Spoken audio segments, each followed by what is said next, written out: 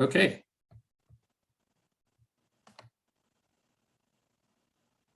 Thanks everybody for coming.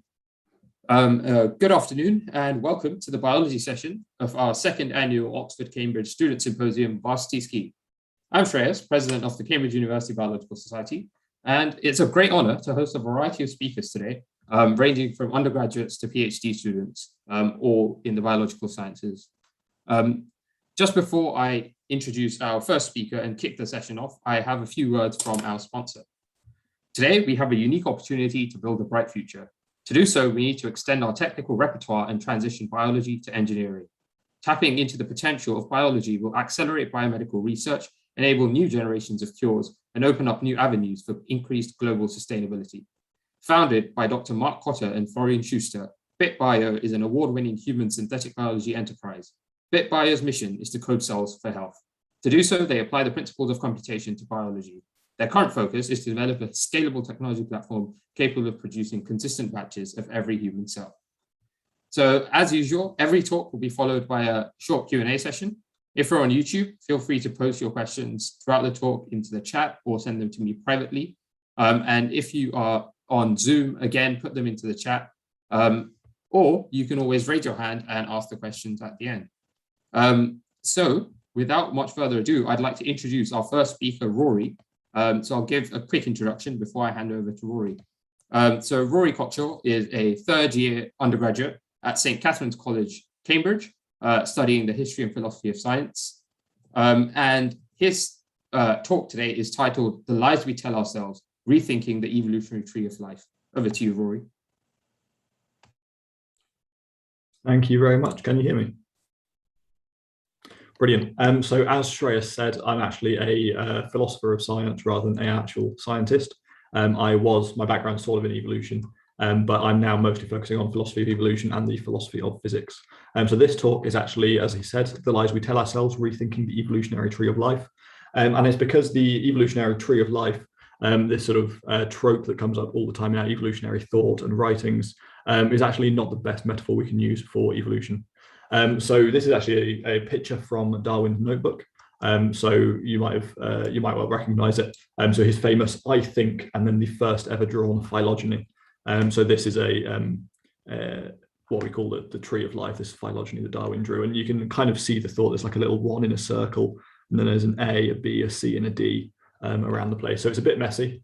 He neatened it up, though, in his 1859 On the Origin of Species. This was the sort of major work that Darwin produced. It actually wasn't his favorite work. His favorite work was his Voyage of the Beagle, which is a sort of autobiographic account of his travels around the world. But you can see this is how he thought that the tree of life went. He sort of given all of these little lineages their own letters, A1, A2, A3, and so forth. So that's how Darwin thought it happened. I think we actually really need to rethink this model. It's a model that is really common in our evolutionary thought. And there's three reasons I think we need to do this. So firstly, I don't think there's a singular tree of life. Darwin always writes it, and we always write phylogenies as if there's just one tree that just goes on since the beginning of time. I say it's not bifurcating. So actually, admittedly, these aren't bifurcating trees. So to bifurcate is just to split in two. Darwin actually accounts for this. So you can see that they're splitting into 4, 5, 6 different points at once. But I don't think many of the trees that we currently draw, we don't account for this either. So I'll talk about bifurcation a bit. And it's also not monotonically divergent. So what I mean by that is, look at this tree, it's spreading out over time. This isn't actually always the case. You do get branches of the tree growing together. And so I'm going to go through in that order and talk about the science behind each of those problems. So the first problem, I said that there isn't a single tree of life. And if you look at this diagram on the left, this represents something called incomplete lineage sorting. So incomplete lineage sorting effectively happens whenever two genes, or two variants of a gene, I should say, diverge from each other. And you can see this diagram earlier than the actual speciation event. So you can see G0 and G1 on the screen. They diverge from each other before the actual branches of the tree, so to speak, diverge. And this happens, and this causes something called incomplete lineage sorting. And you can actually see that species A and B, if they are species indeed, species A and B both share the blue line, which is G1, whereas C has G0. And so A and B, if we were to look at this gene in the species in the wild, it would look like A and B are the most closely related, right? Because they've both got this blue gene, whereas C is out there by itself. But if you look at the actual tree, C is most closely related to B and A is off by itself. And so incomplete linear sorting actually results in a bit of a mess evolutionarily. You can see this is what happens when you get more genes. Each one of those genes has its own evolutionary tree. And when you get even more genes, you can end up with something like this. So you can see on the left-hand side, there's kind of like a typical tree. This is actually a bifurcating one. This is from the sort of the family of plants that include potatoes and tomatoes and aubergines. I think solanum. And on the right-hand side, you can actually see what happens when you sequence each individual gene and draw phylogeny from that. And you can see it's a right mess. What we actually have is loads of overlapping trees of life. And that actually caused one entomologist called Phil Ward to ask, are the branches of phylogenetic trees too thin? And this isn't just what's it called, an artifact of our measurement. It's not because we're not measuring correctly enough, we're not getting the true tree of life. It's because there literally are many, many possible trees of life just on one individual genome. So that's the first problem. I'd say there isn't just one tree of life, there's actually many. And that's why we need to rethink this concept of a tree. The second problem is that it's not bifurcating. So we often imagine trees of life, something like this. So here's some pictures of some sort of schematics of branches. I've zoomed in on one there, and you can see that we often think that these branches just diverge one at a time. So each of those red dots, there's just one branch coming off of the main stem. And that's how we often draw trees of life. Admittedly, as I say, Darwin doesn't actually draw things like this, but we often do. However, in actual nature, we don't just have easily bifurcating branches. We have a branch called polytomies. And so there's two sorts of a polytomy. So the actual word polytomy itself just means sort of diverging into many at once. So it comes from poly in Greek, means many, and tomy is to do with like cutting. So like an atom is something that can't be cut down further. So polytomy is being cut into many parts at once. So as I say, there's two sorts of polytomies. There's a hard polytomy, there's a soft polytomy. So a soft polytomy is just, we don't really know, we don't have good enough data to say when these many, many different branches diverge respective to each other. Whereas a hard polytomy is that we actually do know they all literally diverge at exactly the same time. So one large population breaks up into many, many smaller ones which diverge at exactly the same time. And that can be due to a range of geographic factors. So here's one example of a polytomy. It's from a paper which I quite like by Alexander Su, which is on the neoaves, which are a large group of birds. And he says this is the phylogenetic forest of bird trees contains a hard polytomy at the root of the neoaves.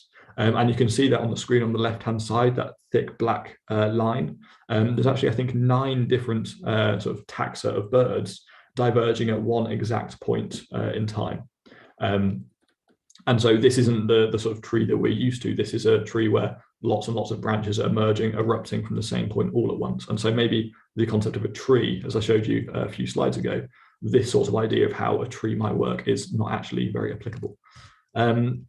So that's the second problem. The third problem now is convergent branches. And so we often think of trees often, as I said in the beginning, monotonically divergent. So the branches all just grow apart from each other and you end up with the tips of the tree far away from the trunk. However, in nature, we can manipulate actual trees and they can look something like this. So you can get bits of the tree growing together. Obviously, this tree hasn't grown like this naturally. This has been shaped by the human hand. However, in nature, in the so-called evolutionary tree of life, we can actually have events like this. So we can have branches merging into each other. So this, for example, is by hybrid speciation. So I do want to give a quick mention to the concept of a species, which is really crucial for our evolutionary understanding. There is really no such thing as a species. So the best definition of a species you might be able to get is that by Ernst Mayr in, I think, 1948, and it's called the biological species concept.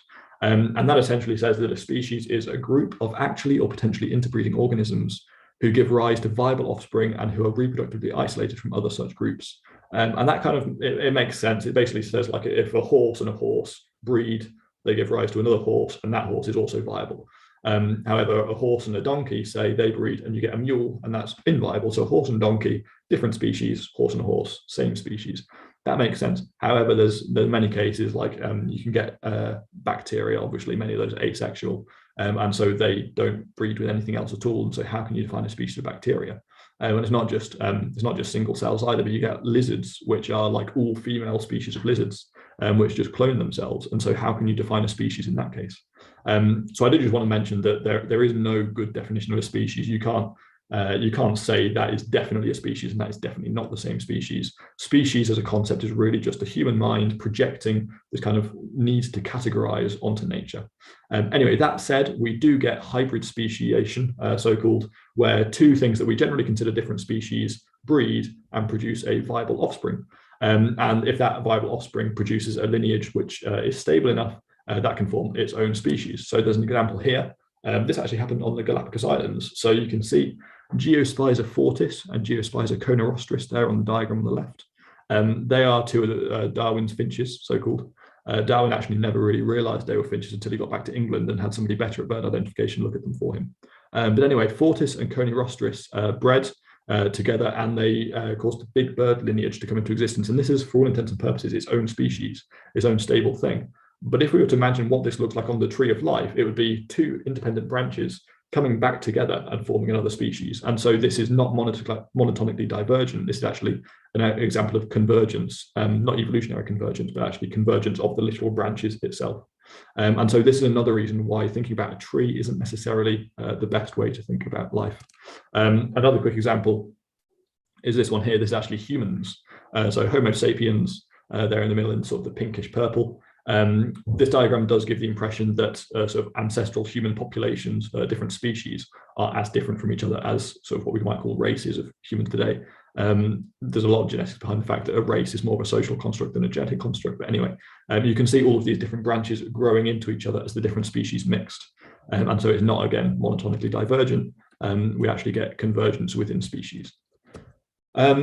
That all said, I'm going to come to the end of the talk now. So are there any alternatives to the concept of a tree? So we've already seen Sue talks about the phylogenomic forest, which implies lots and lots of trees, which is a pretty good thing to say. We can talk about maybe the tree of allele X or gene variant X. So as I said earlier, with the incomplete lineage sorting, every single variant of a gene has its own kind of tree. And so we can talk about tree in that sense, maybe. Maybe we can talk about an evolutionary web. So a web like a spider's web. The problem with this, I guess, is that it implies some kind of center and some kind of symmetry, maybe. But a web with all its interconnections and all its complicated bits is definitely a better metaphor than a tree. I actually like talking about an evolutionary network. So a network in mathematics looks something like this. So you get different nodes in this network, different sort of concentrated points, and you get different relationships between them going back and forth and crisscrossing and all that kind of thing. This is the definition in graph theory, is that a network or a graph is a structure amounting to a set of objects in which some pairs of the objects are in some sense related. And so that, I think, is definitely a good definition for evolution. Here's a really complicated network. This is still kind of what we might call a tree, but this maybe represents what evolution would actually look like if we looked at it accurately enough. So a final thought is just that models in biology, they're never accurate. Metaphors are never accurate, of course. And it all comes down to how we use language, how we think about what is an accurate representation of reality. But this is a really nice quote that I like by a biologist and philosopher called Richard Levins, which I'll leave you with, which says, "Hence our truth is at the intersection of independent lies." So nothing we tell ourselves will ever be true, but it might be close enough. Thank you very much. Thank you so much, Rory. That was fascinating. I'll kick off the question and answers with a question of my own. So we have these alternatives which you propose to the tree of life. How useful are they, and how useful have they been in generating the same kind of predictions and experiments that we can test our evolutionary hypotheses on that we have used the bifurcating tree for so far? So it's a tough question to answer because obviously there's so many parts to life, and you're a zoologist yourself, so there's so much to the evolutionary tree that it's really difficult to give an answer that is true for all of it. Obviously, bifurcation is generally often the case, and the evolutionary tree works well enough that it's not terrible to talk about. And that's why I said at the end, truth is at the intersection of independent lies. And so if we have a lie that's good enough, it's almost the truth, and so it's almost pretty good. However, I think it's more like an educational thing. It's more like to understand evolution. It's not about the models that we use in sort of hardcore science. It's about how we teach people about how evolution works. Is if we start talking about an evolutionary network rather than an evolutionary tree, it just makes us think about it in a more accurate way, and it brings to light more of these nuances in how we how we should think about evolution. And so it makes evolutionary education better. And obviously, evolutionary education is a really controversial thing in many parts of the world. And so it's important to get it right when we are talking about evolution. In terms of generating data from models, you can argue in any direction you like, because there's just so. Yeah, no, I think that's a fair and balanced answer there. Thanks. Ariman has his hand raised, so I'll let him. Hi. So first of all, thank you so much for the talk. It was really interesting, and I mean, I never thought beyond the common evolution theory that we already have. And what I wanted to ask was that, if I remember correctly, in *Sapiens*, you will know Harari highlighted that that there are many conflicting opinions whether with the Homo sapien they mated with the Neanderthals or not, right? Because like many scientists have differing opinions about this, but can there be some evidence that can be gathered if we really think about the other models of evolution that you've highlighted here? For example, if we think about things like hybrid speciation and other things, can we actually come up with evidence that indeed there was something that some hybrid speciation going on within the Homo genus back then in time? Because right now all the evidence that we have from the general theory of evolution is that that the Homo sapiens evolved on its own and they didn't really get on with the Neanderthals or any other species from the Homo genus.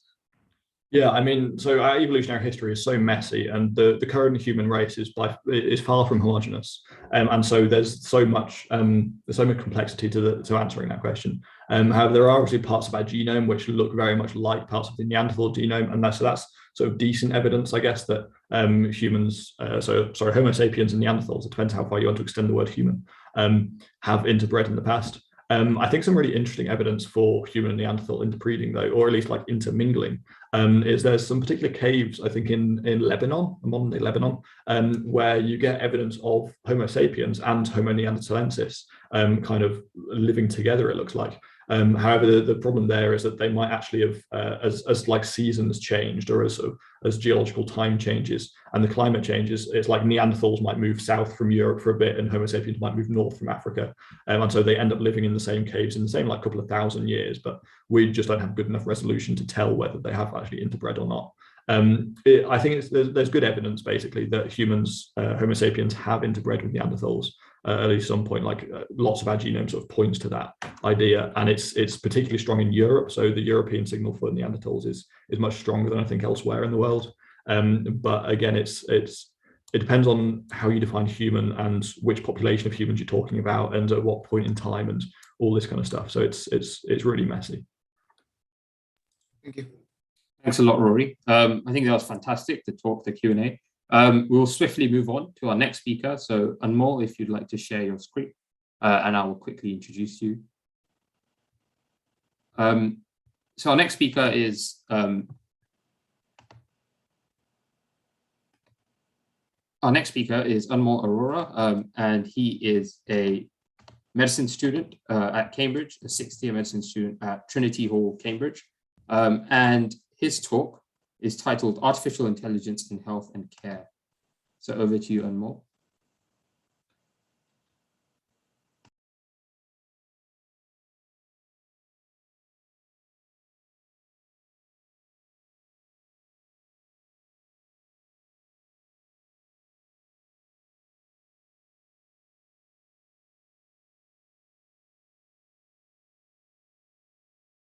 Hi, sorry, can you see the screen?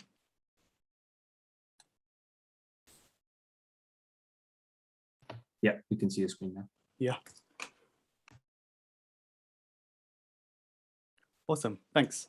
Yeah, my name's Anmol, and I'm going to be talking about artificial intelligence in health and care.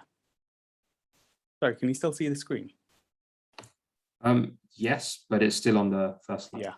Yeah. Okay, yeah, we can see it now. Yeah. So I'll just start with a bit of the basics because I'm not sure where everyone stands in terms of background knowledge about AI. So artificial intelligence is usually defined as the ability of a computer system to do something that we would usually think would require human intelligence. And that can range from anything from self-driving cars to financial modeling, all the way to analyzing medical data, which is what I'll be talking about. And it can involve any kind of data, so images, text, and sounds, you name it. But one thing I do want to mention is that that journey of development of AI is a really long one, all the way from coming up with a good idea, the invention stage here, all the way to implementing it. Because it's not enough to just come up with a nice idea. It's got to work, and it actually has to work in the real world, which is where you need to consider barriers to adoption, different stakeholders, and problems that might arise when you try and invent something and implement it. So the first half of the presentation, I want to focus on invention, discussing some of the cutting edge AI research that's going on, the real frontier of AI research in healthcare right now. And then the second half will be a bit about implementation, thinking about how you can actually get that stuff into practice and potential barriers to adoption. So one of the research projects I'm working on is with Moorfields Eye Hospital as an honorary research fellow there. And Moorfields is one of the leading forces in AI research in healthcare, especially in ophthalmology. So I've picked an ophthalmology example to go with, because one thing we're looking at is AI to interpret retinal fundus photos. So this image here is an example of a retinal photo. Just a simple back of the eye photo that you can get at Specsavers. They're quick, easy, and cheap to do. And this is just an example from the internet. There's nothing particularly special about this one. And if you think about how we would interpret a photo like this, hopefully most of us, even without a medical background, can tell that this is something to do with the eye. This looks kind of like an eye photo of some sort. Even if you can't tell whether it's normal, abnormal, or right or left eye, hopefully we can imagine that it's something eye-related. Then if you've got a medical background, if you're a student or a doctor, you may be able to tell that this is a normal photo. There's no obvious pathology in this particular image. Now, if you're an ophthalmologist and you've got a real background in reading these photos, if you've had years of training on how you can interpret an image like this, you can get all sorts of information from a photo like this. You can look at each different area of pigmentation. So you can look here and you can tell that this is a normal area of pigmentation. This is very normal. And all of this, all this vasculature, this is all free from pathology. And this is an image likely from a young person's eye on the right-hand side with no active disease. And that's kind of the level at which a human can interpret these images. We can tell whether or not someone has a pathology in their eye from the photo. And considering that this is a quick, cheap, and easy photo, that's really useful. But what AI allows you to do is take that a step further. Because with AI, you can start to interpret all sorts of other things. We can say more than just it's a young person. We can say their exact age, correct to a couple of years, their sex, their blood pressure, smoking status, all the way up to risk of dementia or stroke. And this is where a lot of AI research in healthcare is headed right now, trying to get an insight into systemic disease just from a local data point, like a photo like this. And that's what we're working on with Moorfields, is this idea of oculomics, which you see here. The idea that you can see a person's overall health, or you can see things that aren't necessarily related to their eyes, like dementia, just from an eye photo. And it really opens up doors for screening programs, for using data we already have, and for developing more and more research to try and identify disease earlier and treat it sooner. And I've just picked eyes bit there because that's what I've been working on. But you can apply this to anything, really. There's already been research into ECGs, which has been able to identify a person's age, sex, and other data, all the way up to COVID status from a simple electrocardiogram measuring electrical activity of the heart. And I think it goes without saying that this kind of stuff is beyond what a human can interpret from an ECG. So it's very new research, but it's growing incredibly fast and it's quite exciting stuff. So that's the invention half of things. And I did promise I'd talk about implementation as well. So if you think back to that diagram where you have invention, the next step is to try and develop something with a view to implement it. And in order to do that, you really need to be thinking about potential barriers to adoption. Why wouldn't this work, and what factors would make it work in the real world?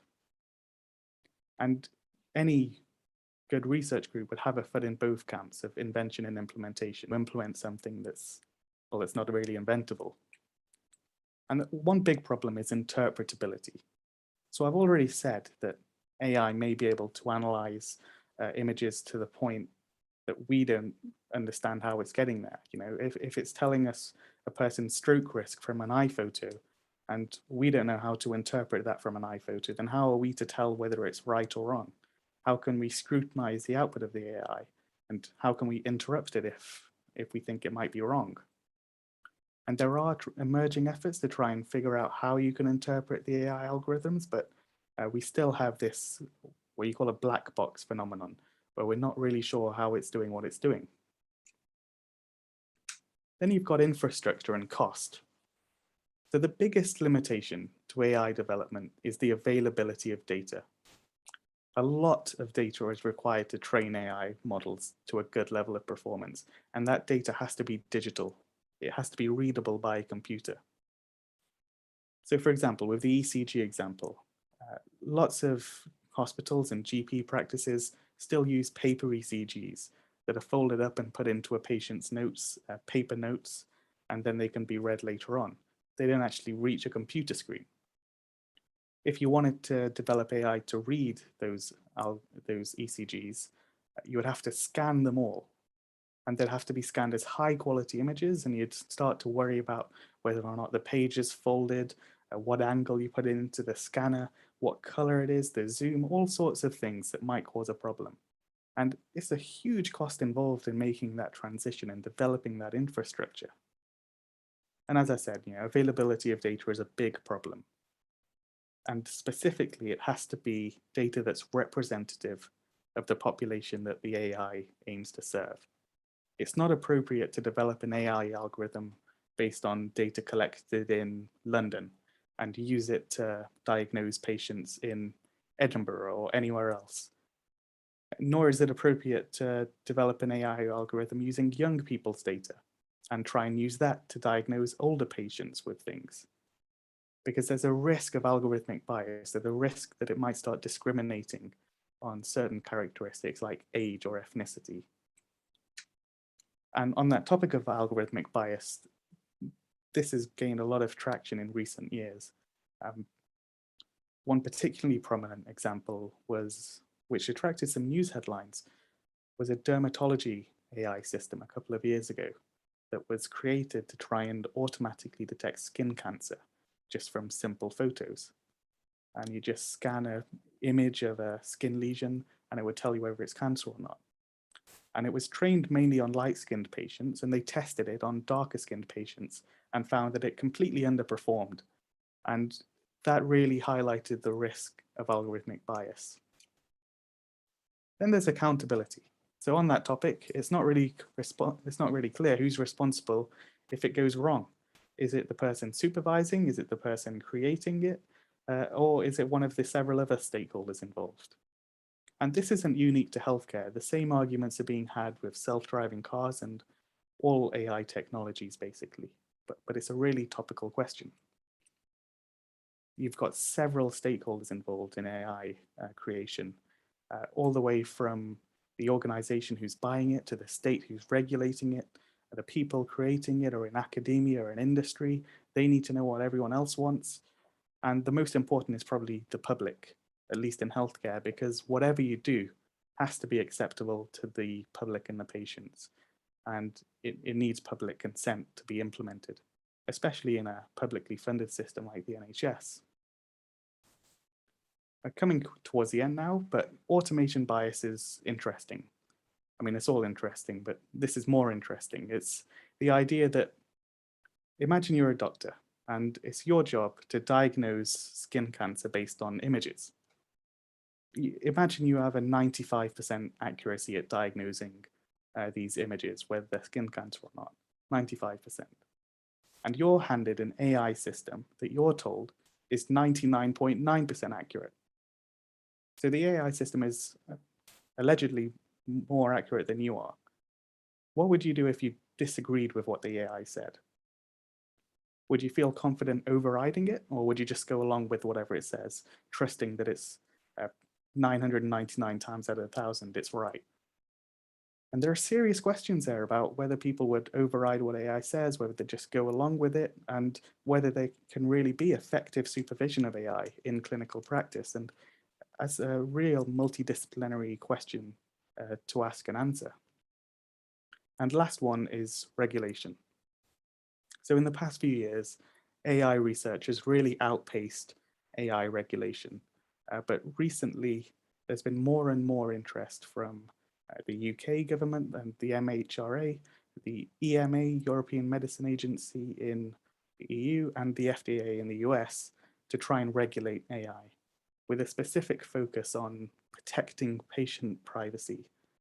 And this is a really topical area, and regulation is something which is always a bit faster moving in healthcare than other industries. So even people who aren't in healthcare are keeping a close eye on what's happening here. And it's something that any AI research group needs to be keeping an eye on too. But I think that's all I've got time for.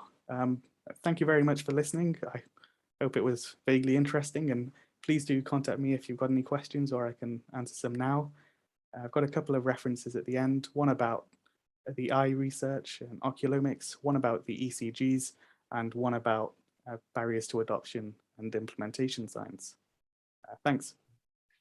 Thank you very much, Anmol. That was fascinating. I think that was a great overview on AI and how it relates to healthcare. I'll kick off with a question of my own. So in the sort of many sort of roadblocks or challenges that you presented, I wanted to know what kind of influences the risk of false negatives versus the risk of false positives has had. Which one is currently a bigger problem, and which one kind of are we like struggling with more? Yeah, I mean, it's definitely a fine balance between the two, and it really depends on the level of supervision that you have over the AI as well. On the one hand, it's always good to err on the side of caution and avoid false negatives, but at the same time, imagine if you're developing an AI triage app. If it's directing everyone to A&E, then there's not really much benefit in the app, is there? So it's not as if you can always just say err on the side of caution, but at the same time, avoiding false negatives is always better than false positives. Yeah, thanks. If anyone else has a question, just checking YouTube. But if not, thank you very much, Anmol. I'm sure there will be more questions coming to you through YouTube and through email. So with that, we'll move on to the next speaker. Abhimanyu, if you'd like to share your screen, and I'll just do a very quick introduction. So our next speaker is Abhimanyu Gowda, and he is a second-year natural scientist at Christ College, Cambridge. This project was undertaken at the Sir William Dunn School of Pathology at the University of Oxford, and is titled Investigating the Function of the Rhomboid-like Protein TMEM115. Over to you. Yeah, thanks for the intro, Shreyas. Can you hear me and see me okay? Awesome, yeah. So hi, I'm Abhimanyu, and I'm going into my second year in natural sciences at Christ's, as Shreyas mentioned. I spent the past summer as a visiting research student at the Dunn School of Pathology in Oxford with the lab of Professor Matthew Freeman. The Freeman group focuses on the rhomboid-like proteins. The rhomboids are potentially a slightly niche area of molecular biology, but they're involved in several interesting processes, such as growth factor signaling, inflammation, parasite invasion, and even proteostasis.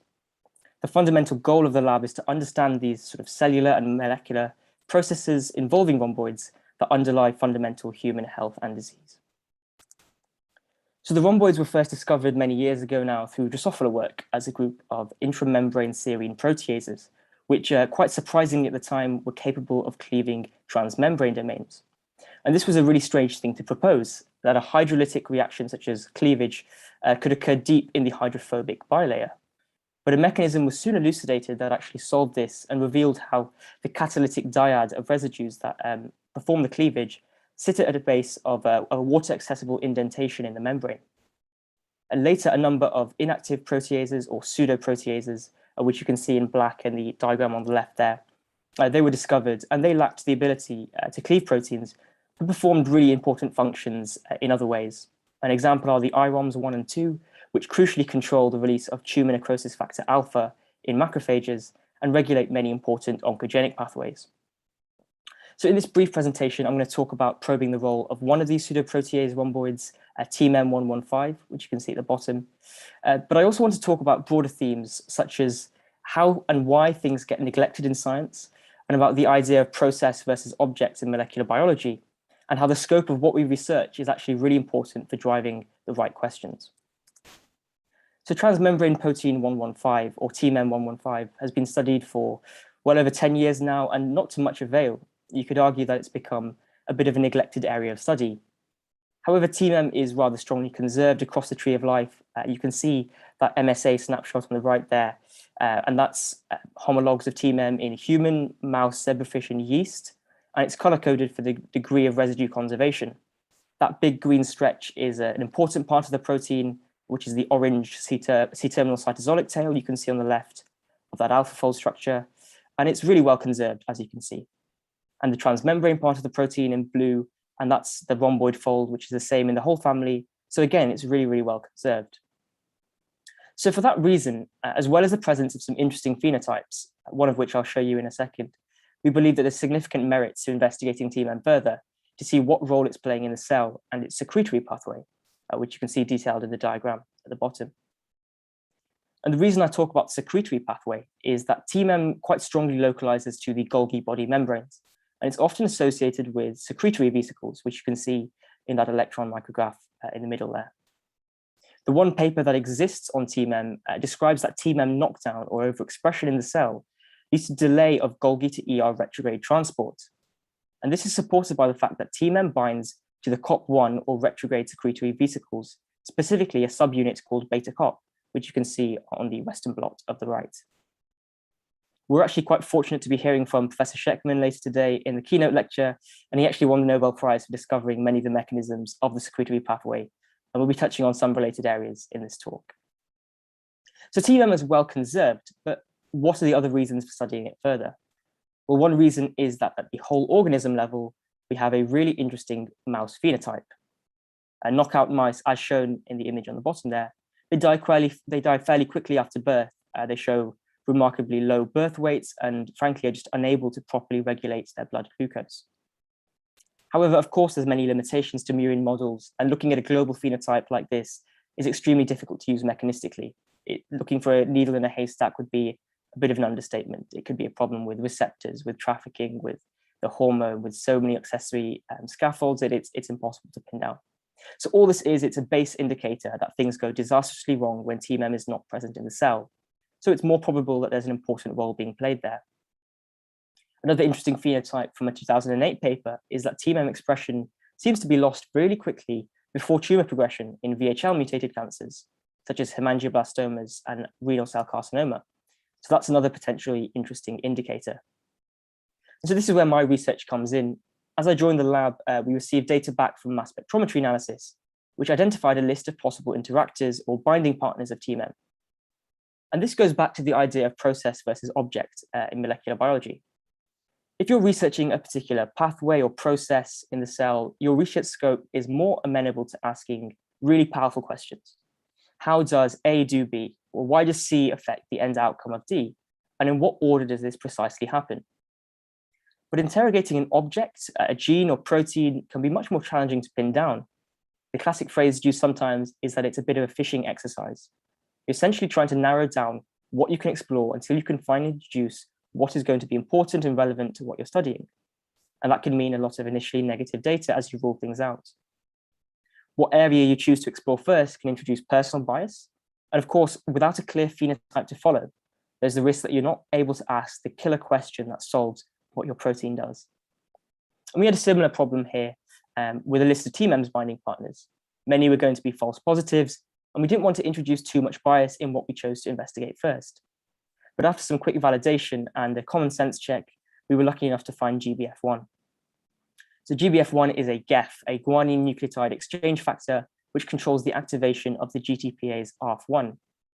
ARF1 is an important player in the secretory pathway. It complexes with the COP1 vesicle coat that you can see on the bottom there, right next to the ER in green. And the same machinery also has roles in regulating the morphology and dynamics of lipid droplets. ARF1 regulates vesicle budding and cargo selection. And so for these reasons, we think it's important that we follow this further, because the binding of TMEM with GBF, its activator, could be of significance to its role in the secretory pathway. So here's the data we use to confirm the binding. I performed some co-IPs to validate the interaction. And if you're not quite aware how this works, the basic idea is that TMEM was expressed with a HA tag, that's a hemagglutinin tag from influenza that doesn't actually affect the shape or function of the protein. And then this was purified using these magnetic IP beads. Any TMEM that was bound to GBF1 was pulled down with the GBF in situ, which can then be separated and detected by Western blot on the left. The GFP lane there is just the cell line control. And the other thing that we blotted for was a known binding partner, beta COP, which forms part of the COP1 coatomer complex that I mentioned that coats vesicles in the previous slide. And you can see a little diagram of it on the bottom right there. Now, as you can see, there's a nice thick line for the GBF1 signal in the wild type, which shows the binding. However, when I performed some immunofluorescence microscopy on these wild type cells to look for co-localization of GBF and TMEM, seeing whether they're close together in the cell, it was evident that GBF does not consistently co-localize with TMEM. GBF is a membrane-associated cytosolic protein, and so there is a small degree of possible co-localization with TMEM tethering it. You can see some overlap of the green and red in these images here of different parts of the transgolgi. So we can maybe hypothesize that a small proportion of the GBF pool in the cell is detectable in situ with TMEM. But as you can see by the fact that TMEM is on the rim, the edges of those vesicles, and GBF is inside the vesicles, they're not completely co-localizing together. So a next step was to try and map the binding of GBF and TMEM further. It was most likely that GBF binds to the C-terminal tail of TMEM, which you saw in the alpha fold structure, as much of the rest of the protein is sequestered away in the membrane. To do so, I set up the same co-IP experiment as before, but this time using cells that express truncated versions of TMEM. For example, the 210 truncate only contains the first 210 residues of TMEM's total 351, so it lacks most of the tail at the end. The key difference between the 260 and 270 is that the 270 is long enough to properly localize in the Golgi, but any smaller truncates are somewhat unstable and they reside in the ER instead. The YS mutant is the last one there in the end. It's a full-length copy of TMEM, but it has 2 point mutations. That means it mislocalizes in the ER, just like the 210 and 260. Now, I've shown quite a high exposure blots here, but this is really just to stress the point that the shorter truncates seem to pick up a lot more GBF and even beta COP. This was really surprising because it suggested that the long C-terminal tail of the protein is somehow inhibiting the binding, but when it's truncated, chopped down, binding is somehow improved. What's surprising even more is that this data is very repeatable. Here's some more blots showing the exact same data, and it's even been reproducible by another member of the lab. So this is perhaps a significant observation. One explanation was that these ER localized truncates are just picking up more binding than in the Golgi. But this doesn't hold any water because the YS mutant, which also localizes in the ER, shows very little to no binding for GBF. So these data and subsequent hypotheses will have to be followed up further. It's possible that the cytosolic loops of TMEM may be able to tether proteins, but the picture's still really not clear. Now, if we would consider the broader aim of this project, it's basically to find out what TMEM does. And to do this, it's useful to identify a cellular phenotype, if one exists. And so another fishing exercise we did was to take TMEM knockout cells and observe various relevant organelle markers. And these were identified as being relevant through mass spec and other screens. And there were quite a few. The long story short is the data was generally negative. But the next few slides will just show a few of the markers that we looked at. GM130 here is just an indicator of the Golgi structure in red, and RAB6 is the protein that we're looking at of interest. RAB6 is a Golgi protein. It regulates areas of retrograde and other transport, and it can associate with the membranes. As you can see, there's very little to no difference between the knockout and control here. RER1 is a Golgi resident protein, but it's involved in ER retrieval. So it could indicate this pathway, but it's again clear there's very little difference between the knockout and control. Now, giantin, as the name suggests, there we go. Giantin is a very large protein, as the name suggests, that resides in the Golgi, but it's membrane associated with a very long cytosolic tail to tether vesicles, Golgi infrastructure, and other parts of the cell. Now, what you can see is there might be a bit of cytoskeletal staining in the green image at the top for giantin there. But there's a possibility that this is just an artifact or non-specific staining. So it's something we need to look at further before we can make any sound conclusions. And finally, I'd just like to talk about some preliminary data that I had. And this was collected only a couple of weeks ago. And these experiments are still to be repeated and further controlled, but they do suggest some really interesting insights. And so I did want to talk about some of it today. We won't have time to talk about all of it because there's still a story developing, but yeah. Here is 2 blots I did as a side experiment. I wanted to see if TMEM might be able to downregulate GBF in the wild type cells. So very simply, I blotted for GBF, beta cop, and TMEM in the knockout and control cells and see whether there's any difference in the knockout cells. ERGIC53 there is a lectin that occupies a Golgi compartment, and the point there is it's a loading control to see how much membrane protein has been loaded. There's 2 experiments on this slide, both very similar, but performed in 2 different cell types. What you can see in this RPE1 cells is actually these knockouts. The left column in the membrane fraction shows more GBF signal.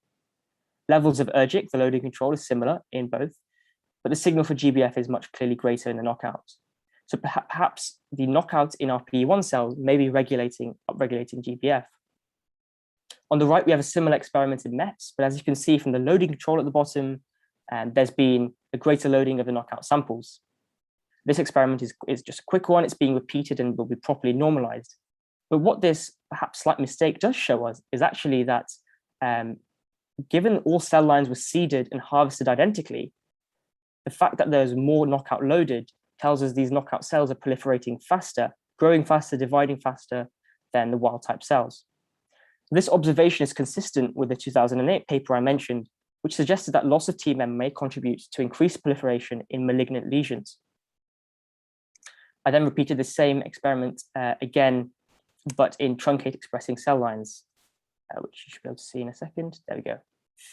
And in the truncate cell lines, there's not a clear trend necessarily to see here for the truncates, but the data for the RPE1 cells, which you can see on the right-hand side of the plots are both the same, they're just different exposures here.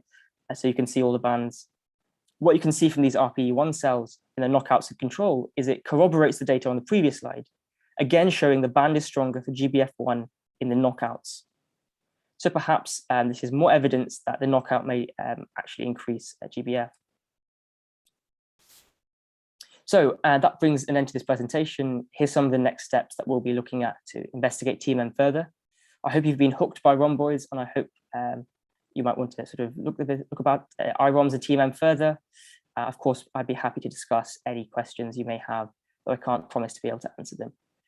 I'd like to thank the whole Freeman Lab, my PI, my supervisor, and my college for helping funding this research. And thank you to the different societies for organizing this event. Thank you very much. That was really fascinating, and I think it connects really well to our keynote. So that was a nice little plug there. Quick question of my own. So have you looked at so at the beginning, you showed us a nice sort of tree of other pseudoproteases and proteases in the same family. Mm. Have you looked at their functions and perhaps their sort of evolutionary history to kind of gauge what functions the one that you're investigating might have? Yeah, absolutely. So a lot of these pseudoprotease rhomboids, they don't necessarily cleave proteins themselves, but often recruit other things, act as a scaffold, which leads to the eventual degradation or cleavage. So potentially one thing we're exploring is TMEM a degrader of GBF1 and other parts of the secretory pathway. So that's one thing. And also some of these pseudoproteases, they act as receptors or regulatory cofactors for other things. So those are other potential avenues we're looking at in terms of modeling how TMEM might behave. So yeah, that's definitely a thing we're thinking of. Yeah, that's great. Thank you. There is a question in the chat So if I remember correctly, TMEM115 knockout cells divide faster. So has TMEM115 been studied in any cancer cells? Yeah, so I just briefly mentioned this, and it has been studied in cancer cells, and it's been shown that TMEM expression is lost very, very quickly in the precancerous lesions of VHL mutated cancers, von Hippel-Lindau mutated cancers, including clear cell renal cell carcinoma, hemangioblastoma, and some epididymal lesions. And so there's potentially some kind of argument here that TMEM is helping these knockout cells, these cancerous cells, proliferate faster, form a malignant tumor microenvironment. So that's a really interesting point. And yeah, that's something we're looking at in cancers. Yeah, thank you very much. Slightly behind, so I'm just going to quickly move on. But thanks, Abhimanyu. Our next speaker is Vianca. So if you want to share your screen, and I will give you a quick intro. So our speaker is Vianca Shah. She's a third-year medicine student at Robinson College, Cambridge. This project took place at the MRC Cancer Unit. And I'll hand over to Vianca. Thanks, Shreyas. So yeah, as Shreyas said, I am an undergrad med student, and I undertook this project this summer at the MRC Cancer Unit. I'll go into what PROBAN is, but essentially what we did is we compared the effectiveness of diagnosing Barrett's esophagus, which is a type of esophageal condition, from methylation data and histology samples obtained from cytosponge and biopsy samples of the esophagus. So a bit of background about PROBAN. So PROBAN, sorry, I just realized, probably see this. PROBAN was a project created because of the prevalence of Barrett's esophagus in patients who have undergone treatment. So Barrett's esophagus is a precancerous lesion of the esophagus, and approximately 0.3% of patients who suffer from Barrett's esophagus will go on to develop esophageal adenocarcinoma, which is why it's of significance clinically. And it's an important thing to screen for Barrett's esophagus because between 0.2 to 2% of adults suffer from it. The current gold standard diagnostic technique is the endoscopy, which is essentially putting in a camera into your esophagus to look at the epithelium there.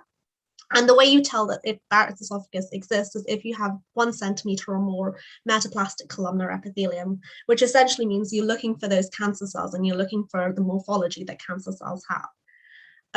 So the traditional detection of Barrett's is just by a simple histology where you'll identify this intestinal metaplasia, so the histology the cancer cells have from the presence of these columnar groups.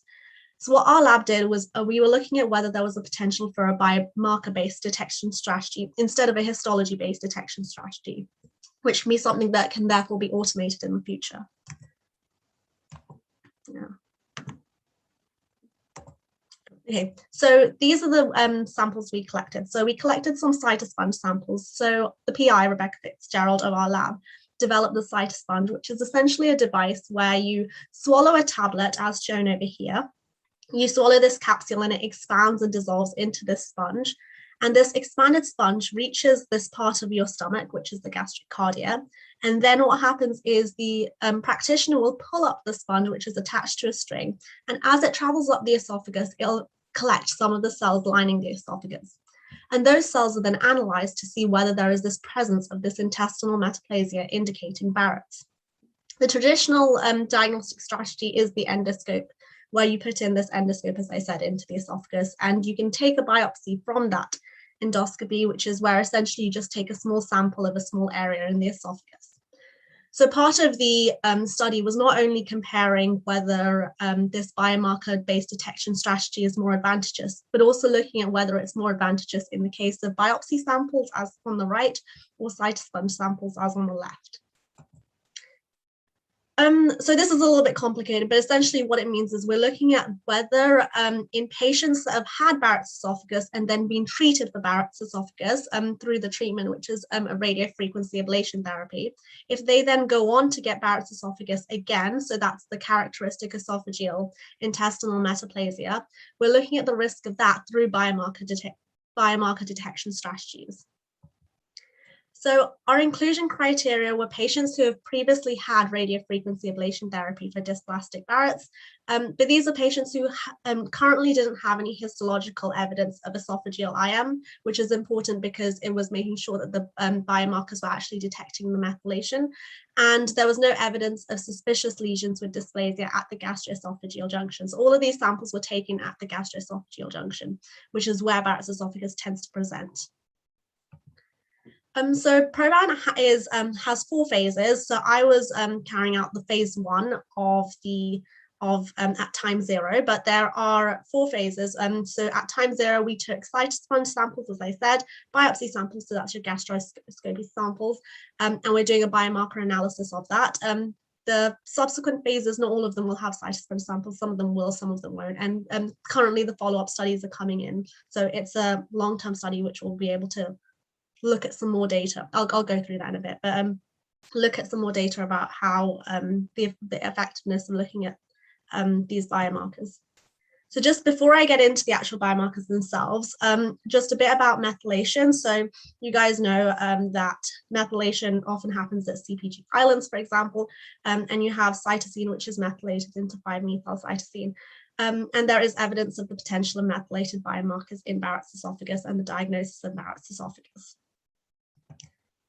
So what we did is we extracted DNA from cytosponge samples and random gastroesophageal biopsy samples. So what we used is we used targeted and or random samples. So some of them were specific areas of the esophagus and some of them were just random areas of the gastroesophageal junction for the biopsy samples that we looked at. We then carried out a bisulfite conversion, and then we carried out a qPCR to quantify the actual methylation levels of 3 particular target genes we were interested in. So these were TFP-I2, ZNF345, and ZNF569. So this is essentially what a bisulfite conversion is. So you have those methylated cytosines, and then what we do is we convert all the unmethylated cytosines into uracil, whereas the methylated cytosines remain methylated. And then when you amplify this by qPCR, the methylated cytosines remain as cytosines, whereas the uracils will become thymines. And in this way, by looking at the ratio of cytosines to thymines, you can actually detect the ratio of methylated to unmethylated DNA. So our results, so as I said, we had 38 samples of cytosponge and 38 biopsy samples. Why we had to look at the number of samples with columnar groups for cytosponge samples, because as I said at the beginning, the sponge has to go all the way to the stomach, and the way we detect whether it has actually reached the stomach is by looking at the presence of gastric columnar groups, which are present as well. From those samples, which we knew had actually gone the whole way down the esophagus, we looked at the number of TFF3 positive samples. So TFF3 is an immunohistochemical technique to detect for intestinal metaplasia. So essentially that presentation that indicates it is Barrett's esophagus. And we had 4 in this case, in the case of our cytosponge samples, and we didn't have any samples where P53 was aberrant. And P53, as in many cancers, but also in esophageal adenocarcinoma, and in its precursor Barrett's esophagus, is often a mutated gene. Likewise, we did the same thing for the biopsy samples, but we had 1 aberrant P53 samples. And like I said, the study is still ongoing, so there will likely be more samples which come to light. In terms of the summary of the histology, so we looked at how dysplastic the cancer cells were. So the 4 sorts of gradings that we had was gastric metaplasia, which is essentially your normal tissue, cardia IM, where you're beginning to get some intestinal metaplasia, and then high-grade dysplasia, which is quite significant. Barrett's, the dysplasia has gotten quite significant and suggests a high likelihood of becoming of progression. So what we did is we compared the cytosponge samples, as you can see on the left, to the biopsy samples on the right. So the y-axis essentially shows the total methylation of the genes that we looked at. So we added together the methylation from those, the TFP-I2, ZNF345, and ZNF569, and compared that to the TFF3 staining and overall histology. So if we look at here, where there was an abnormal TFF3 staining, the total methylation was higher than the samples that had equivocal staining or those that just had normal staining. So that suggests that essentially the test is working, that the methylated samples are indicating abnormal cells, the precancerous cells, the cells which are indicative of Barrett's and intestinal metaplasia. Likewise with our biopsy data, the methylation was a lot higher for high-grade dysplasia and a lot lower for gastric metaplasia. So essentially telling us again that the methylation is a good indicator of how significant the lesion is. So then what we did is we looked at each specific biomarker individually and did the same sort of thing. So here on the y-axis, we're looking at the mean methylation, and this is just for our biopsy samples, looking at the stage of the Barrett's essentially.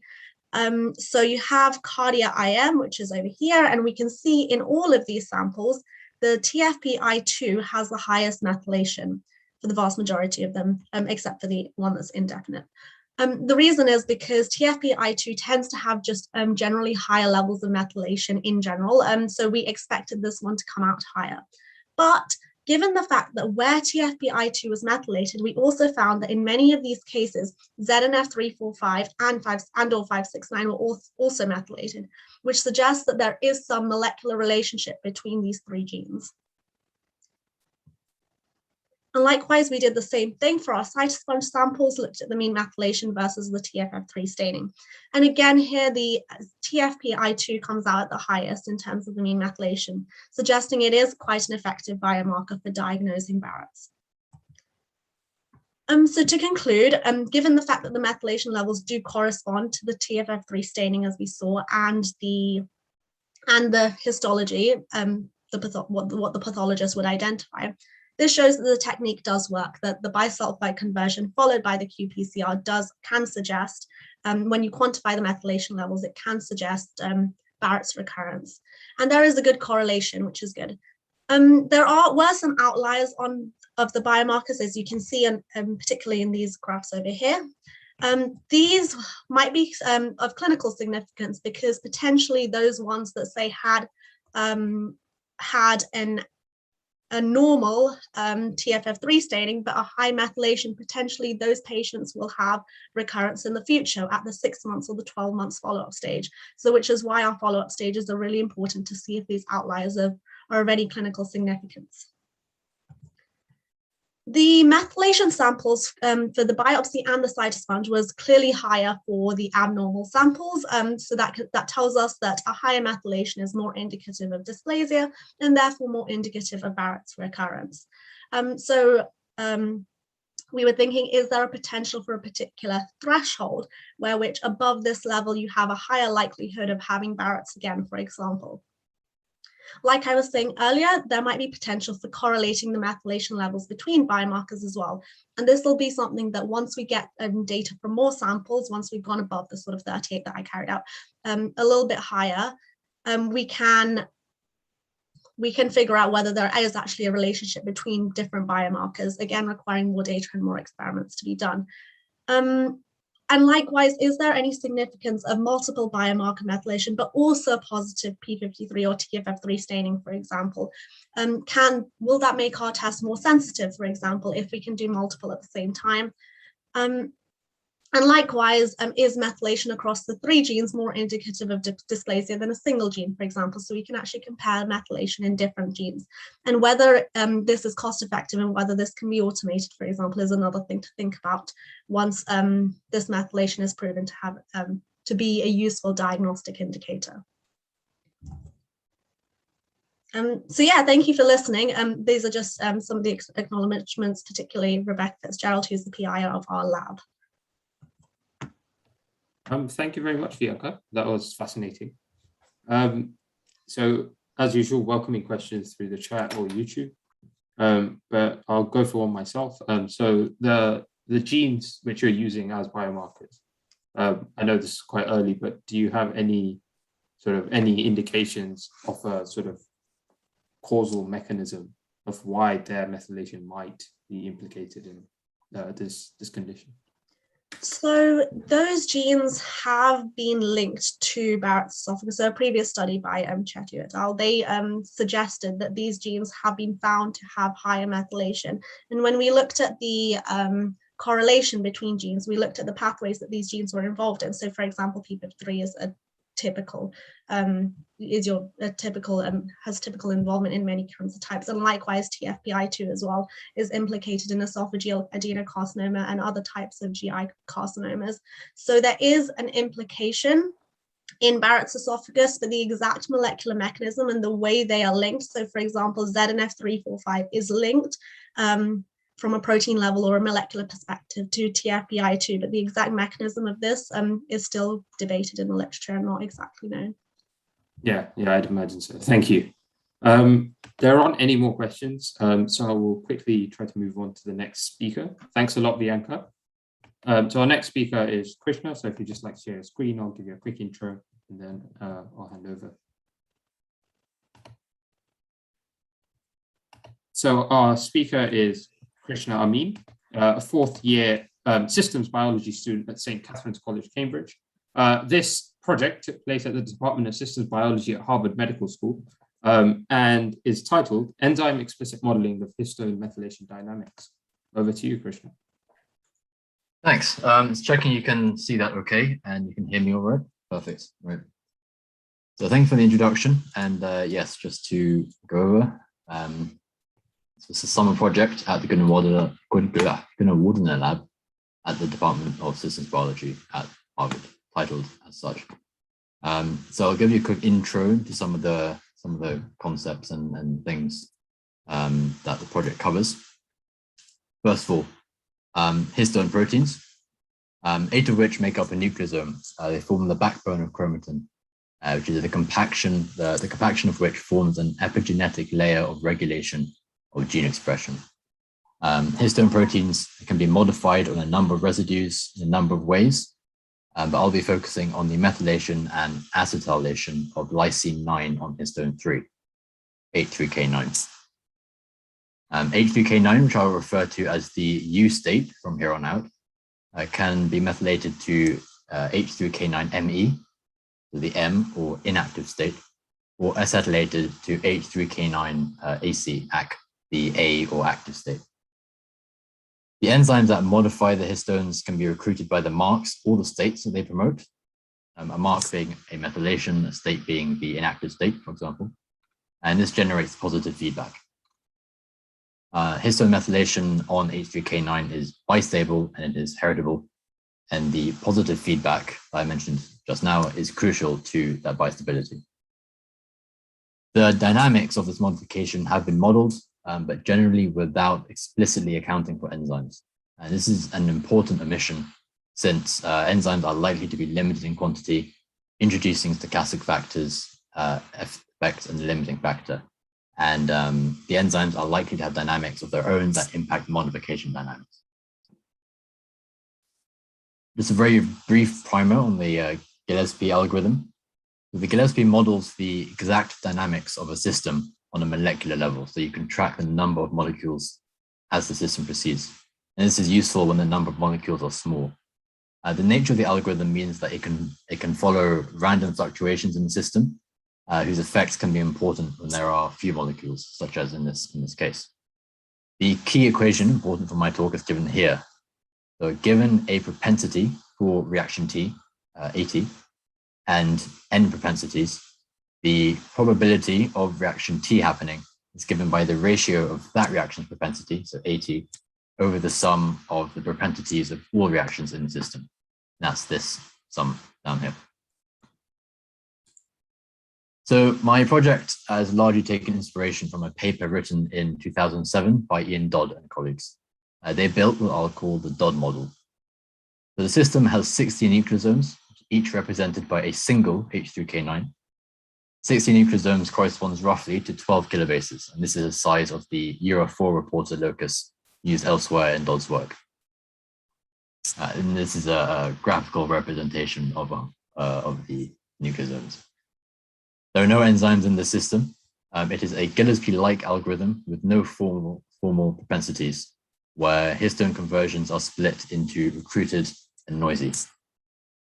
The recruited reactions represent reactions performed by enzymes bound to marks, as shown here. This is a methylation, and this is a histone methyltransferase bound to a methyl mark.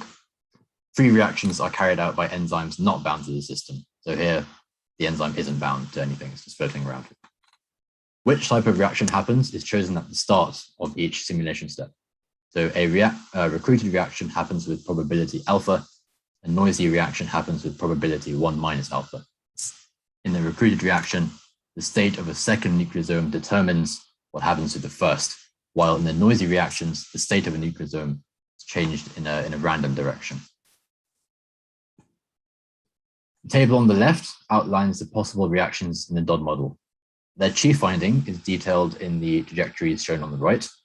As we go down the panels, down here, F increases, 0.41, 1.4 to 2. F is the recruited to noise ratio given by alpha over 1 minus alpha. And F is a set parameter of the system. As F increases, the system becomes increasingly bistable, as you can see here, bistability. It's important to note that these trajectories shown are not averages of multiple simulations, rather they are single samples that illustrate the author's point. So, key point is bistability is dependent on this recruited noise ratio F. So the model I was working on is much like the DOD model, but this time with enzymes. And I've called it the enzymatic three-state model. In this case, recruited and noisy conversions call for free and bound populations of mark and enzyme. For instance, you have free M, MF, and free histone methyltransferase, HMT-F, versus the corresponding enzyme mark complex, MB, HMT-B, so B for bound. Note here that unlike DOD, there is no longer a strict consideration of recruited versus noisy. The same concepts are represented by free and bound populations. Another thing to note is that when in an enzyme mark complex, marks cannot be changed, they're locked in. The possible reactions and their propensities are outlined in this table. And just a reminder that these propensities correspond to the relative likelihood of each reaction happening.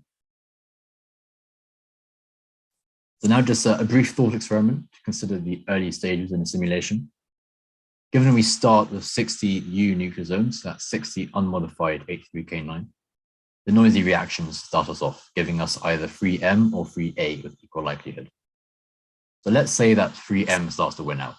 It will start to be bound to by free HMT. And that gives an enzyme mark complex. Yeah. Now, the probability of a noisy acetylation happening is slightly greater than that of a noisy methylation, since there is more free acetyltransferase than methyltransferase.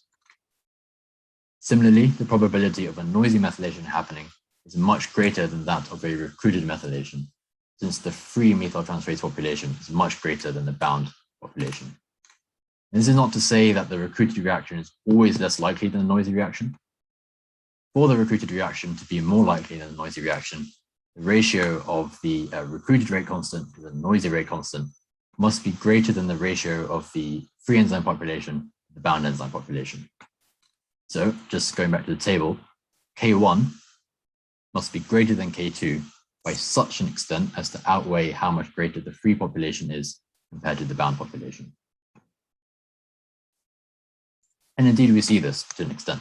So these are single trajectories with varying K1, K2 ratios, as varying recruited to noise ratios, represented by F in the DOD model.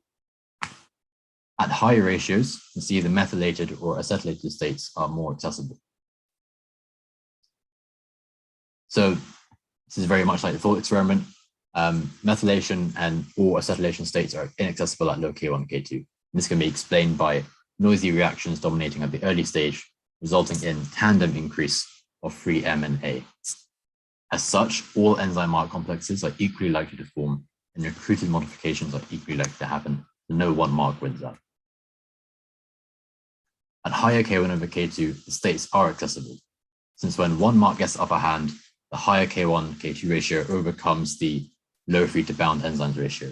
So the recruited of the reaction of the mark takes the upper hand, and one mark just takes over. But equalization still occurs. So you're looking at the red box here. Equalization occurs when all enzyme types bind to the nucleosomes. When and how this happens could be altered by altering enzyme binding to the marks. So I consider strong versus weak binding, represented by the ratio of K3 to K4. And as binding gets weaker from left to right, we see that the point at which all the enzymes have bound gets more and more delayed. Thus, equalization gets more and more delayed. And this confirms a mechanism by which to access a methylated or acetylated state, to have all the enzymes that promote that state attached to a mark, and all the enzymes that oppose that mark unbound. Logically, this would only work if the recruited reactions are more likely to happen than the noisy reactions, so these trajectories have a high K1, K2 ratio too. So given that equalization happens when all the enzymes bind to a mark, could equalization be prevented if only a subset of enzymes combine to the marks? How could this be done? You could add more enzymes into the system. If the initial system stoichiometry is such that there's only space in the system for a subset of enzymes to bind, states are conserved.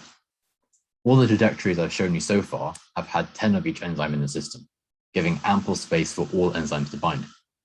In the right-hand side panel, there are 30 of each enzyme, and this limits space. So here we see here that most of the acetyltransferase and demethylase are bound. This promotes the acetylated state. The trajectories I've shown you today have been generated with varying and somewhat arbitrary K1, K2, K3, K4, and initial stoichiometries.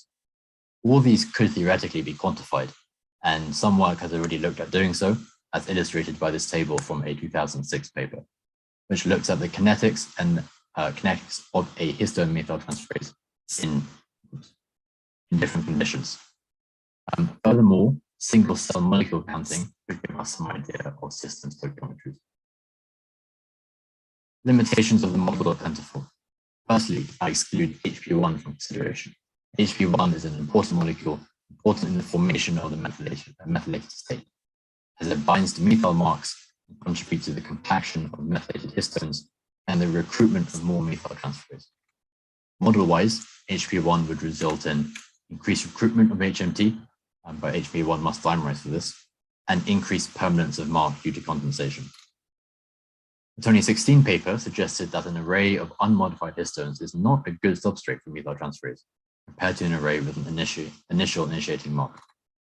In a similar vein, the current model initiates its modification purely stochastically, without any external stimulus which might be expected biologically. The spread in the model is purely random. There is no consideration of preferential spread to adjacent nucleosomes, which is a significant part of chromatin dynamics. All reactions within a reaction type have the same rate constant. I think it's quite bold to assume that a methyltransferase will have the same dynamics as an acetyltransferase or other enzymes. And finally, the model does not consider enzyme synthesis or degradation, or the donor molecules, so the ones that donate the methyl or acetyl groups. But a line has to be drawn somewhere when it comes to modeling. So the model so far suggests that three things are important to consider in histone modification dynamics. We have the recruited to noise ratio, K1 or K2, which governs whether positive feedback is possible at the early stages of the simulation. The dynamics of the enzyme mark interaction, represented by K3 over K4, and the system stoichiometry. Lastly, looking forward, there are a number of questions to explore. Most pressingly, perhaps, is to determine the dependency of the system's behavior on the three factors outlined in the previous slide. Secondly, it could be interesting to identify the limits of the model that remove enzymatic effects, and thus replicate what Dodd saw. Having sorted that out, the truly essential parts of chromatin biochemistry could be identified by adding more components on top of the bare bone models we currently have. For instance, is HP1 crucial to in vivo behavior? And what about preferential adjacent spread? Finally, the model could be applied to and tested on the heritability of histone methylation through mitosis. And brief acknowledgements, my lab leader for the summer, Jeremy Gunnar-Wardner, supervisor Jeremy Owen, who did maths at Cambridge at some point, and the rest of the Gunnar-Wardner lab for welcoming me over the summer. And thank you for listening. Thank you very much, Krishna. That was fascinating. As usual, questions in the chat, please, in YouTube or in Zoom. I'll kick off with a question. So, so about like testing some of the results of this model. The point you mentioned about stoichiometry, I found fascinating. So just increasing like the number of enzyme molecules. Do you think there's a way that we could go back into an in vitro and in vivo system, sort of just increase the amount of enzymes, sort of test how useful the model has been so far? Yeah, so that's actually that's another question we were thinking about exploring, is actually constructing in vitro or using in vivo models for chromatin biology is very complex, right? Because a lot of stuff we don't really know what's going on, or it's hard to control. So one of the uses that Jeremy Owen, so my supervisor, was thinking about was, can we use this to determine which in vitro models could be useful? So it's kind of inverting what you were suggesting. But the idea in his head, I think generally sensible, is that these models, you'll learn about it in like 1B, part 2, 1A, these models aren't always representative. So we're trying to use these in silico models to find out how we can improve these in vitro models. But certainly once, in a way it's kind of cyclical, right? Once you use the in silico models to improve the in vitro models, then using the in vitro models to look at the in silico models, but yeah, no, definitely, if we had a perfect in vitro model, that'd be great, but we don't. Yeah, no, that's a great perspective and a great point. Thanks for that. I will move on to the next speaker. So thank you, Krishna. Thank you. And our next speaker for today is Roberta. So if Roberta, you'd like to share your slides, and I'll quickly introduce you. So Roberta Cacioppo is a third-year PhD student at Corpus Christi College, Cambridge. And this project was undertaken at the Department of Pharmacology at Cambridge, titled Regulation of Aurora Kinase A expression by mRNA alternative polyadenylation. Over to you, Roberta. Hi, everyone. Thank you for the introduction. I'm a third-year PhD student in the Department of Pharmacology in the Linden Lab. And I will talk to you about my PhD project, which involves studying how the expression of Aurora Kinase A is regulated at the level of the mRNA, in particular by the process of alternative polyadenylation. So Aurora A is a kinase that is mostly known to regulate mitosis, although it has a number of many other functions that are cancer-related and cancer-promoting. And what's interesting is that most of these oncogenic functions of Aurora A are kinase independent. And this means that the overexpression of the protein alone, without the need of the kinase activation steps, could be detrimental. So studying how the expression of Aurora A is regulated is also crucial. And currently, the strategies that target the Aurora kinase in the clinic revolve around the use of small molecule kinase inhibitors. However, as you can imagine, these are limited mostly by the fact that they can only target the kinase-dependent functions. So in some cases, in some diseases, it might be more efficient to target the expression of Aurora A. And there are different mRNA targeting strategies that are being developed, and some of them are already in the clinic. However, in order to apply this mRNA targeting strategies to Aurora A, we need to know more about the biology and the dynamics of the mRNA of Aurora A. And this is exactly what I'm studying.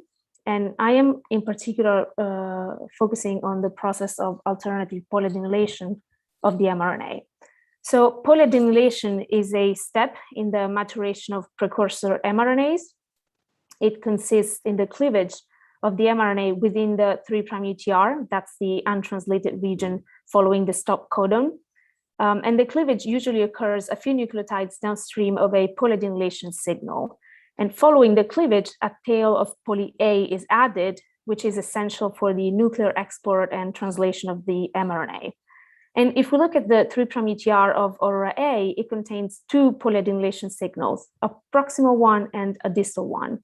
This means that this 3' UTR can be alternatively cleaved and polyadenylated at either one site or the other leading to the existence of two 3' isoforms, which differ in length. So we have a short isoform and a long one. Now, both isoforms have been detected by a postdoc in our lab, and in particular, they have been detected with a short to long abundance ratio of around 1 in normal cells. However, in triple negative breast cancer cells, this ratio is highly increased. So these cancer cells express a much higher proportion of the short isoform compared to the long one. And also, the higher expression of the short isoform correlates with worse survival of patients with this cancer. And we also have to keep in mind that the Aurora protein is usually found overexpressed in this kind of cancer. However, no one has ever studied whether alternative polyadenylation correlates or causes such overexpression of Aurora A. So this sets the starting point of my project.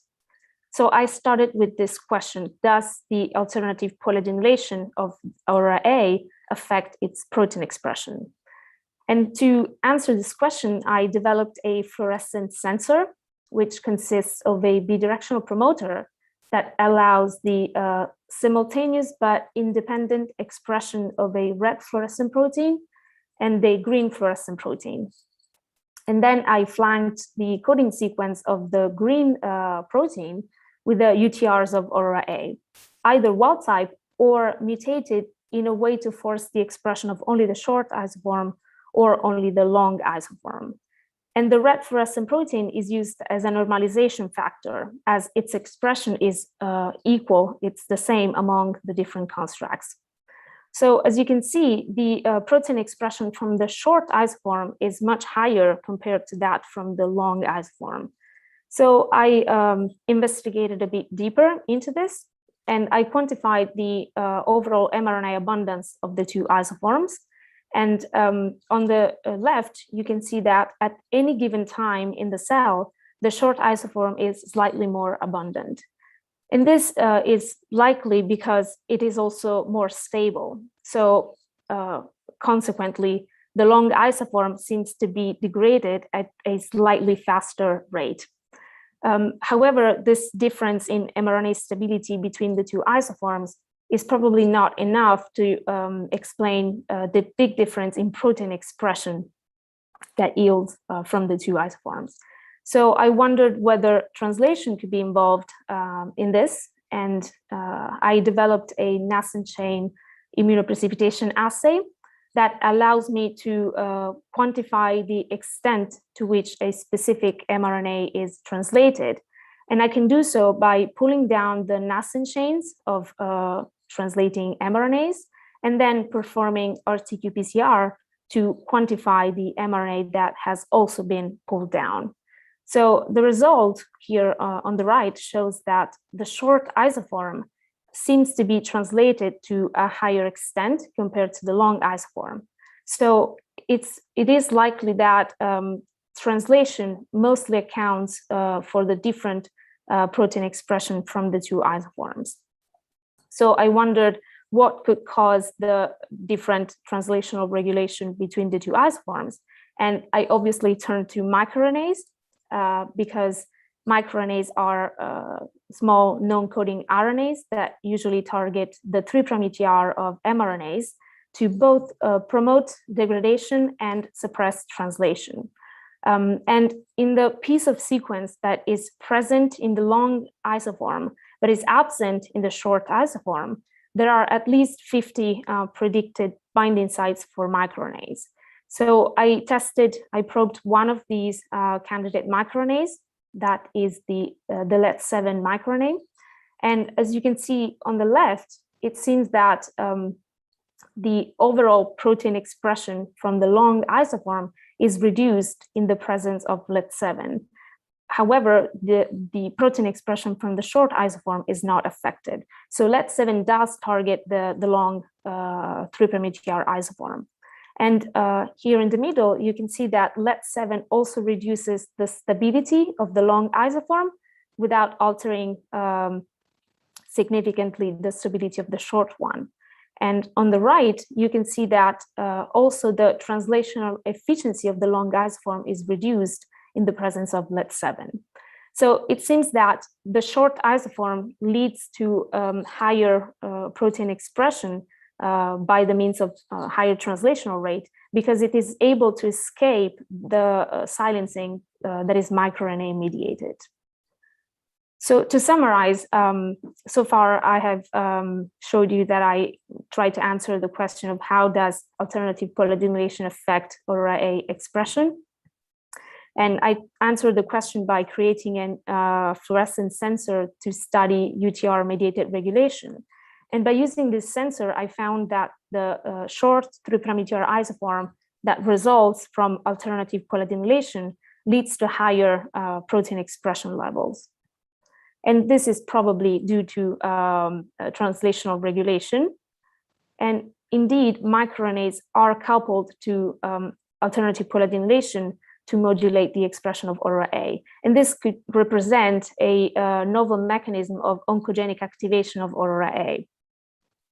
So what's next? Now I am trying to study the direct link between alternative polyadenylation and of Aurora A and disease. And I am using genome editing to mutate the endogenous Aurora A gene so that it will only express the short isoform.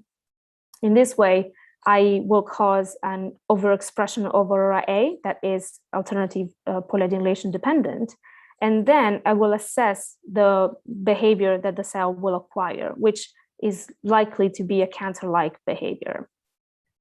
So I will just end by thanking all the people in my lab, especially my supervisor, Kath, and also the wonderful staff that we have here in the pharmacology department, and Tim Wheel, who is my PhD advisor, who is a PI in the zoology department here in Cambridge. And thank all of you for your attention. I'm happy to take any questions. Thank you very much, Roberta. That was a really nice story with some really elegant experiments. Thank you. Questions are welcome in the chat. But otherwise, I think I have a question. So I guess it's a bit early now, since your next step, you want to kind of look at the disease. But have you potentially thought of how you might use this knowledge, if it's translational regulation, as a sort of therapeutic? I mean, obviously it's not simple, but are there any preliminary thoughts? Yeah, I mean, I'm in the Department of Pharmacology for this reason, basically. Although my data is just fundamental research on the process, it might uncover knowledge that can aid that. But yeah, there are some mRNA targeting strategies that could, for example, be implemented in this way to kind of restore the normal expression or the normal translational rate of Aurora A. For example, there are some mRNA targeting in the clinic that could allow you to edit specific bases in specific mRNAs. So you can use that to mutate the polyadenylation site, so to cause, for example, an isoform switch, and then alter the translational rate to increase it or decrease it. But this is very speculative, because we need to gain a lot more understanding of the molecular process itself. Thank you. There's a question in the chat from Jonathan. So his question is, are there any other known proteins that undergo alternative polyadenylation? And is there tissue-specific variation, perhaps in relation to cancer? Yeah, it's actually, nowadays it is recognized as a common, I would say, mechanism of oncogenic activation. So a lot of genes also involved in the cell cycle, like cyclin B1, for example, they do undergo alternative polyadenylation, and one of the two isoforms is also leads to higher expression rate because it escapes microRNA mediated silencing. So yeah, it is not a completely new mechanism, but it is definitely disease, cancer, or tissue dependent, both the site of alternative polyadenylation and, of course, the potential microRNAs that could target one specific isoform versus the other. Thank you very much. So with that, we will move on to the next speaker. So thanks a lot, Roberta. Our next speaker is Isabella. So if Isabella would like to share her screen, and I'll do a quick intro.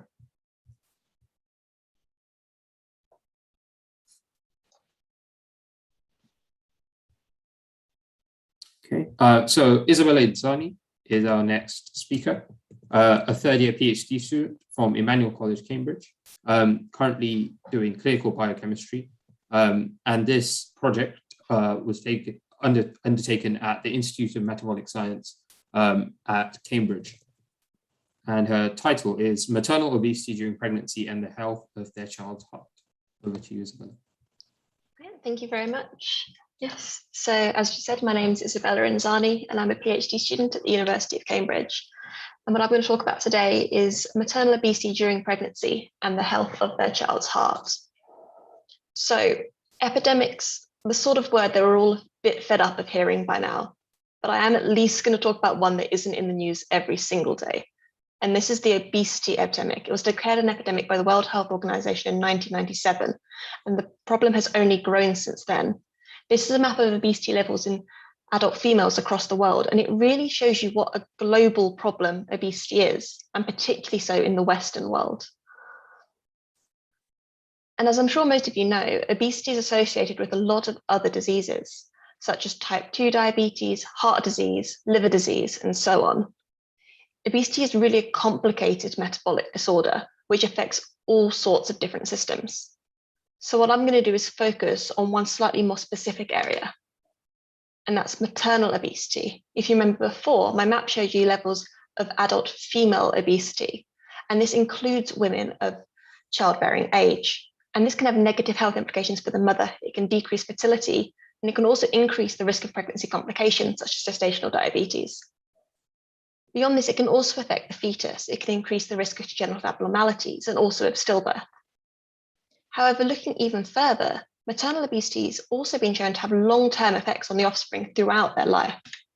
And this idea is known as the developmental origins of health and disease, the idea that things that happen during these critical early windows of development can affect the offspring throughout their adult life. And in the case of maternal obesity, for the offspring, this can include increased risk of obesity, diabetes, hypertension, and of particular interest to my project, increased risk of cardiovascular diseases. Now, to throw in one extra complication, maternal obesity, a lot of early studies looking at this looked at the effects on the male offspring. However, we have growing evidence that whether the offspring is male or female can change how maternal obesity affects them. And this really brings me to the aims of my project. What are the effects of maternal obesity on the health of her child's heart? And do these effects change depending on if that child is male or female? So how do I go about answering this question? For me, I use a mouse model of maternal obesity, and it's really quite simple in essence. I have a group of female mice, and half of them are fed a high-fat, high-sugar diet. This is specially made high-fat diet pellets, and also sweetened condensed milk, and this is literally the tins you can buy in the supermarket. And the mice who eat this get fat. My other half are my control group, and they're all fed a healthy chow diet. So now I have two groups of mice, my thin controls and my fat obese. Both these sets of female mice can become pregnant and give birth to offspring. And importantly, these offspring are all given a healthy control diet. It's only the mums in the obese group who have this high-fat diet. And we take this offspring to when they're young adults. In my mice, this is 8 weeks old. And it's here that we look at the health of their heart, and we look at this with both the male and the female offspring. So there's lots of different ways I can study the health of my mouse's heart when they're these young adults. We can look at histology to look at the structure of the heart. We can do molecular analysis, looking at gene and protein expressions. And we can also do in vivo analysis. And this is when we look at the health of the heart in the living mouse. And given I don't have a lot of time, this is what I'm going to talk about for the rest of my talk. So the machine you can see in the bottom corner is an ultrasound machine. This is in essence quite similar to the sorts of machines you're going to find at a hospital, for example, scanning babies during pregnancy. But here, my probes are much, much smaller. They're mouse-sized. And I use them to scan the hearts of my adult mice. And you can get these really great videos which show the heart beating inside a living mouse. And an awful lot of image analysis can be done on these to tell us how the heart is functioning. So one of the things I can do is I can outline the left ventricular lumen at both diastole when the heart is relaxed and also asystole when it's contracted. And from these, I can calculate left ventricular volumes, which is what the graphs here show.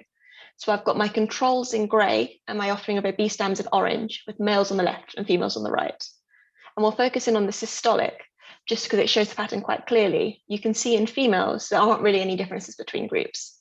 But in the males, there is a decrease in left ventricular volumes in the obese offspring compared to the controls. And this is our first example of a sex-specific difference in our offspring.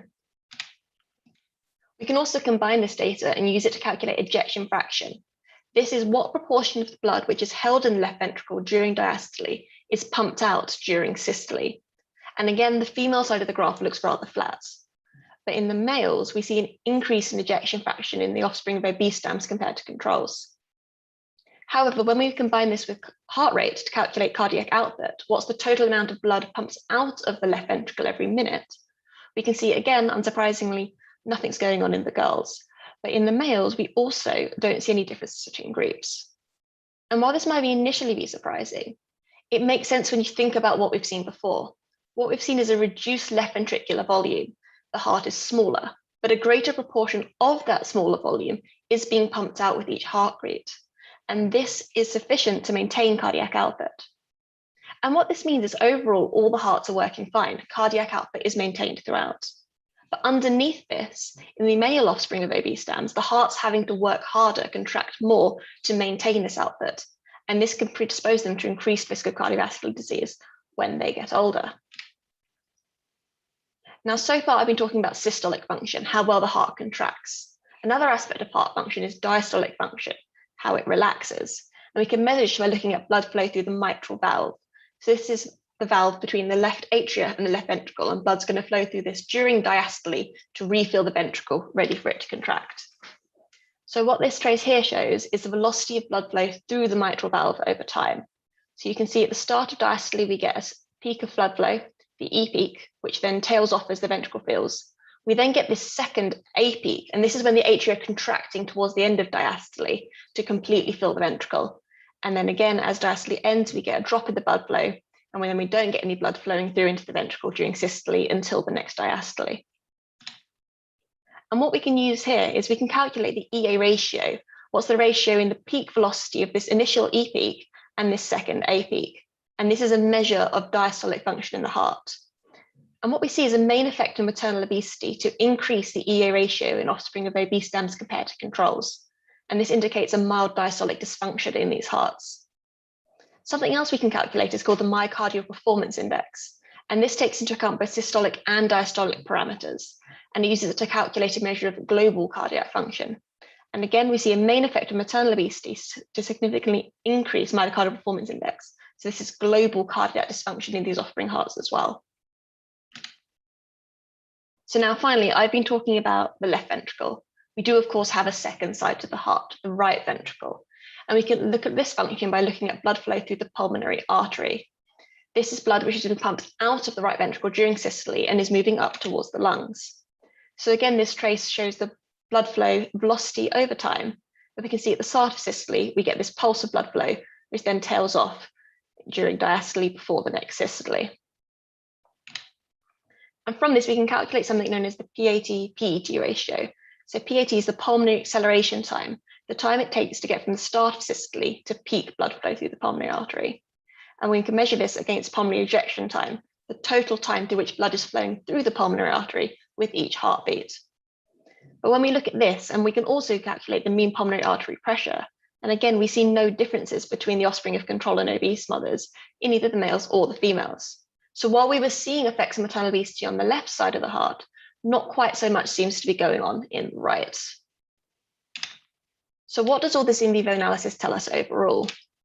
We've seen that there's effects on the structure. In the male offspring particularly, there was a reduction in the left ventricular volume in the hearts of children from obese mothers. We also saw accompanying changes in systolic function with the male increase in ejection fraction, which allows them to preserve their cardiac output.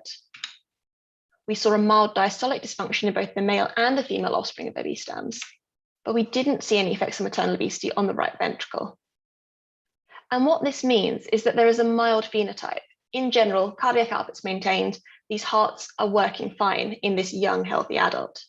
But underneath this, the heart is more stressed and working harder in the obese offspring.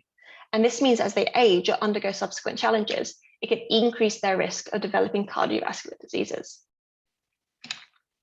So thank you very much for listening. I'd just like to take a second to thank my lab, in particular my supervisor, Professor Sue Zan, and also Denise, one of the postdocs in the lab, who did an awful lot of animal work for this project. And also thank you to the British Heart Foundation for supporting my PhD, and also at Varsity and everyone who's organised the event today for allowing me to speak. So yeah, thanks very much for listening, and I'd be happy to answer any questions. Thank you very much, Isabella. That was really clear and like succinct, and I thought it really conveyed the point. As usual, questions please in the chat. Maybe I'll start off with a question of my own. So these mild differences which we've seen, right? Have they been mapped to kind of sort of life history measures, like, you know, like survival or risk of like disease sort of later into life? So like taking the next step kind of from your experiments. Taking this step, it's actually sort of interesting because what we're actually doing is working backwards. These studies all started with human data. We were looking at population level, mothers who were registered at different weights when they were pregnant. What's the long-term health of their offspring? We actually looked at men at 60 years old when we started. And what we've now done is gone, yes, we can see there's a differences, there's effects. They have increased prevalence of cardiovascular disease and also cardiac mortality. So now what we're doing is we're going back and in our mice to understand why, exactly what changes are happening and at what time do they happen, to try and work out at what point we can intervene. Yeah, that's really cool. And in the mice themselves, for example, like the sort of the individuals you have, do you carry on and kind of see what happens to them? So can you like point the arrow of causation after kind of seeing the correlation? Or yeah, exactly. So we can follow these to we take them normally to about 12 months, which is when they're getting middle age and pretty old. And we definitely see instances of cardiac failure, cardiac disease. We tend not to see any premature death unless the offspring are also on a high-fat diet. So if their diet's poor and their mother's was poor, this seems to have a much more severe prognosis to them being on a healthy diet and it only being the mother who was overweight, which obviously would make sense. There's nature and there's nurture. That is really fascinating. Yeah, that's really cool. Thank you. Thanks a lot, Isabella. And we'll move on to our final speaker for today. Krzysztof, would you like to share your screen and I'll quickly introduce you. Just a second.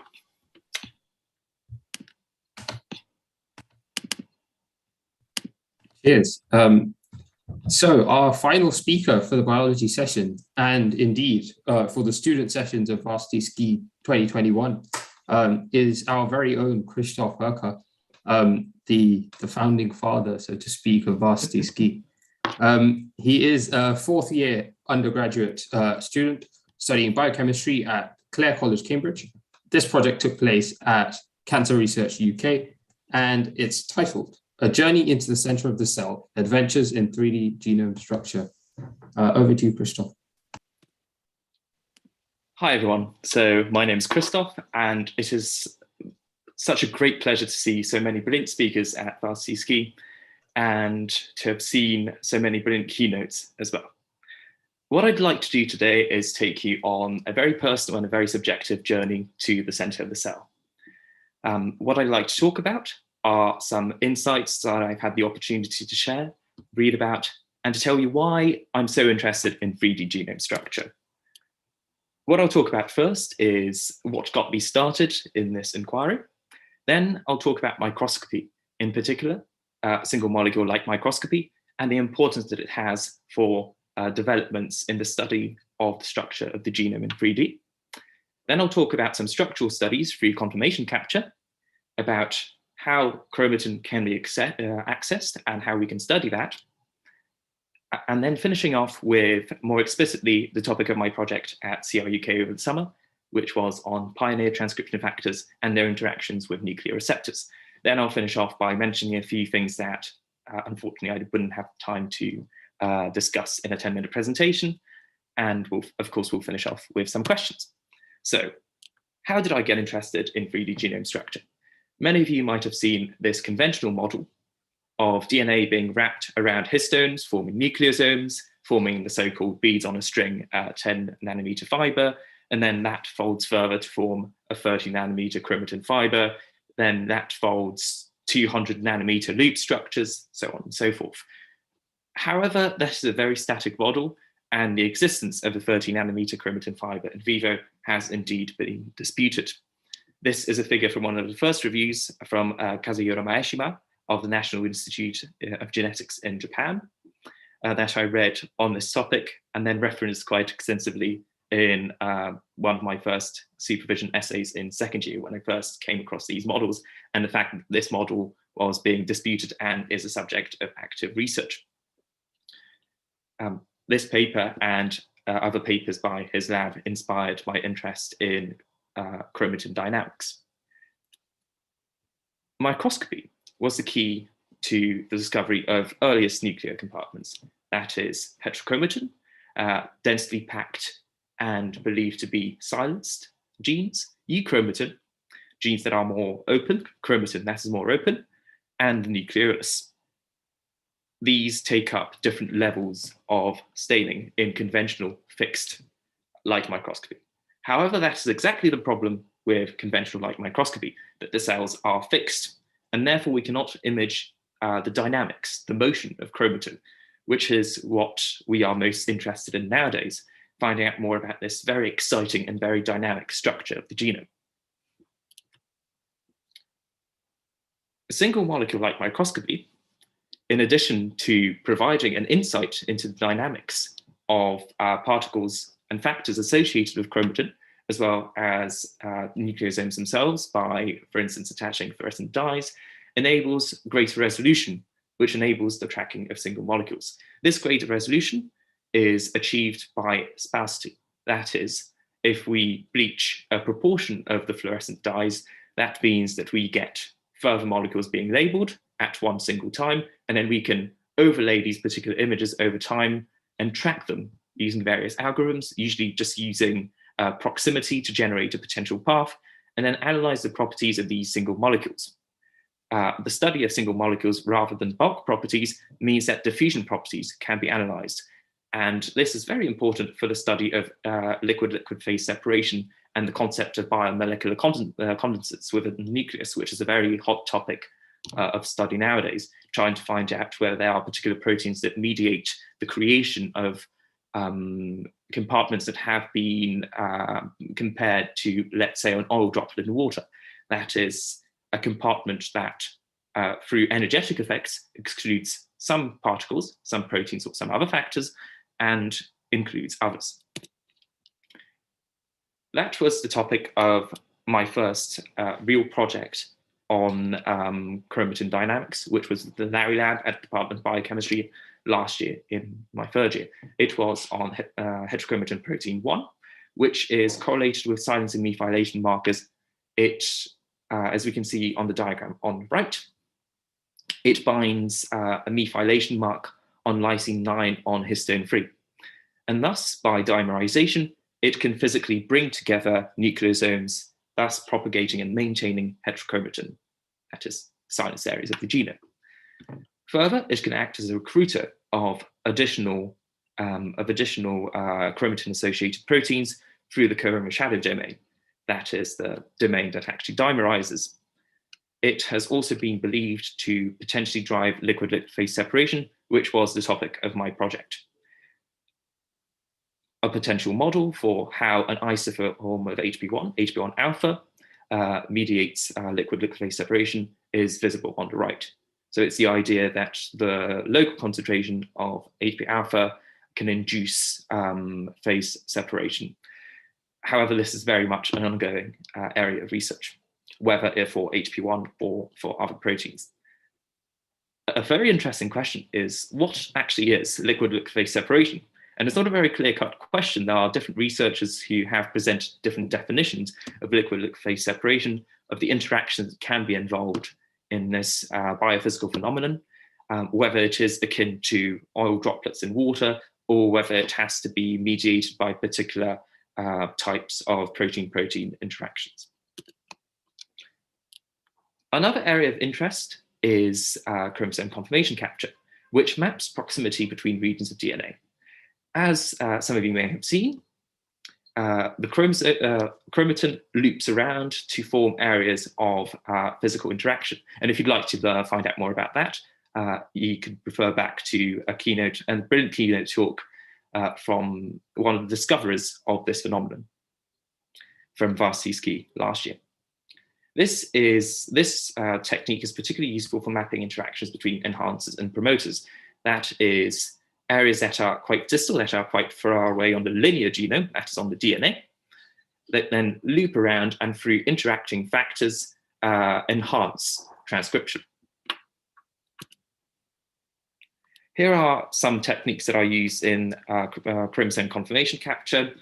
In great summary, this is all about seeing which bits of the genome are physically connected in 3D. This is done by cross-linking chromatin chemically, then cutting it up, digesting it, and forming new contacts via ligation, and then mapping that onto a map of the genome to model contacts. One of the most popular techniques is Hi-C, where we use biotin and streptavidin to pull out these contacts, and then use adapters and next generation sequencing to then generate a library that can be mapped onto the human genome to determine approximately what the frequency of such contacts is. And we believe that the frequency of these contacts more or less corresponds to physical proximity in the genome. However, this very much depends on resolution. Contacts do not always imply close physical proximity.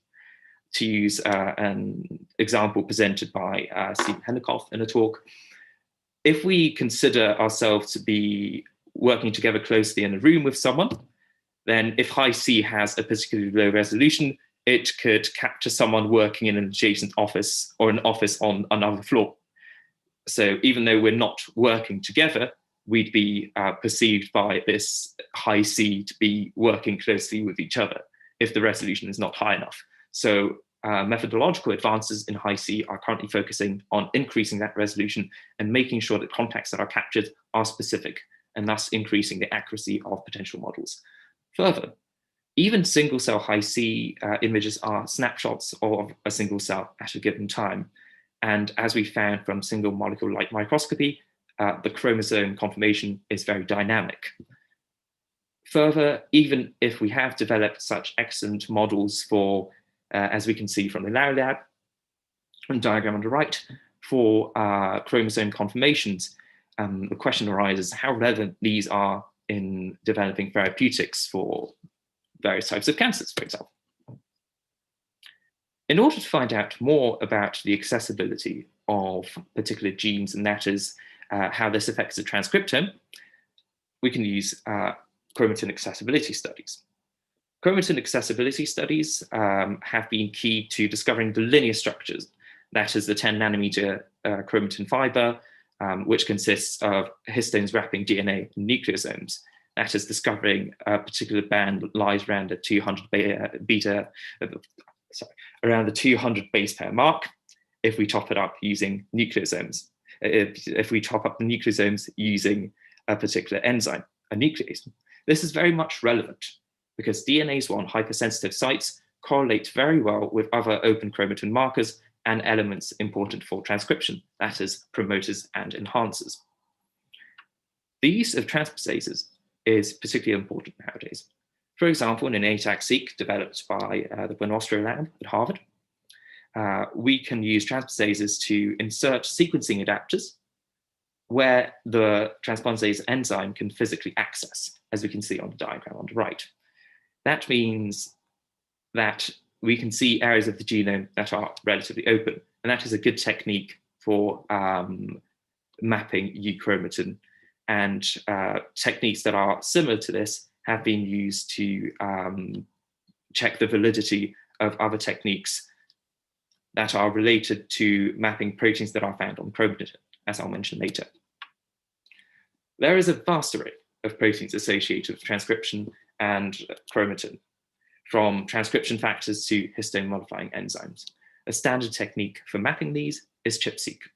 ChIP-seq consists of a few simple steps of cross-linking proteins in DNA using, for instance, formaldehyde, then sample fragmentation, that is, fragmenting that DNA to extract regions that are associated with our particular protein of interest, and then pulling down, using an antibody, that particular protein of interest, and purifying the DNA that is associated with that particular protein.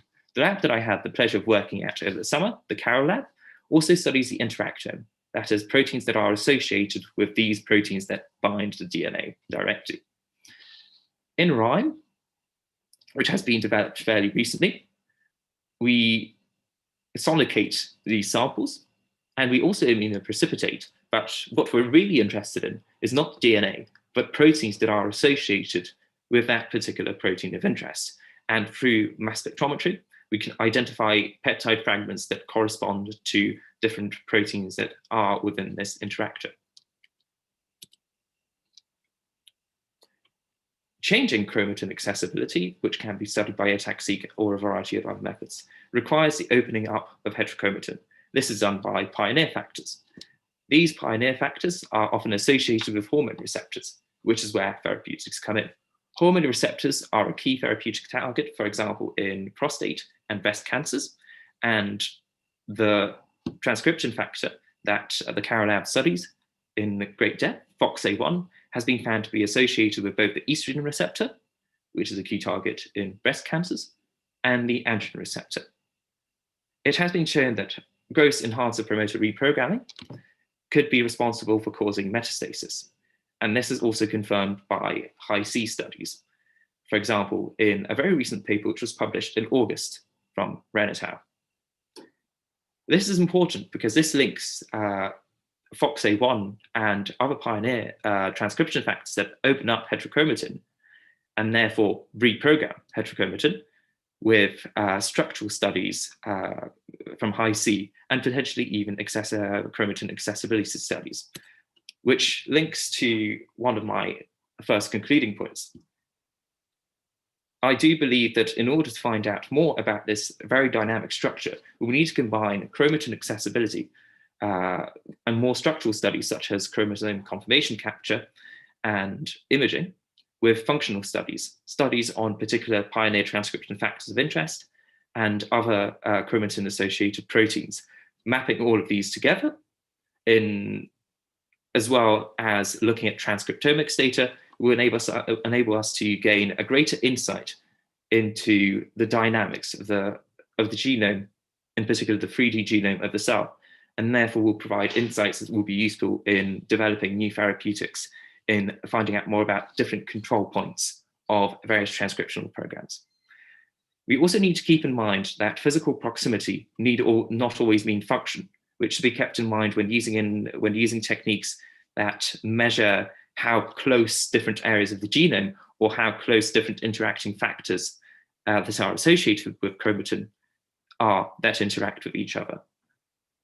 A final point is that everything really started with microscopy, with observing cells even from the early days of Hooke in the 17th century.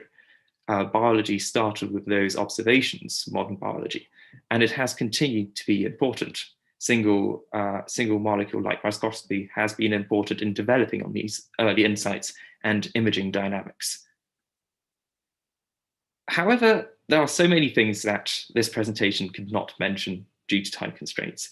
I haven't mentioned histone variants, histone modifications, the roles of non-coding RNA and how RNA interacts with DNA, the importance of non-standard bases, as well as DNA structures. That is actually something that I'm doing for my master's project this year, focusing on G quadruplexes, again at COUK.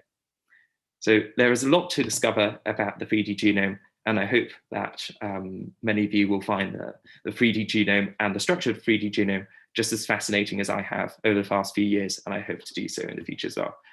Thank you everyone for listening, and I'm very much open to any questions.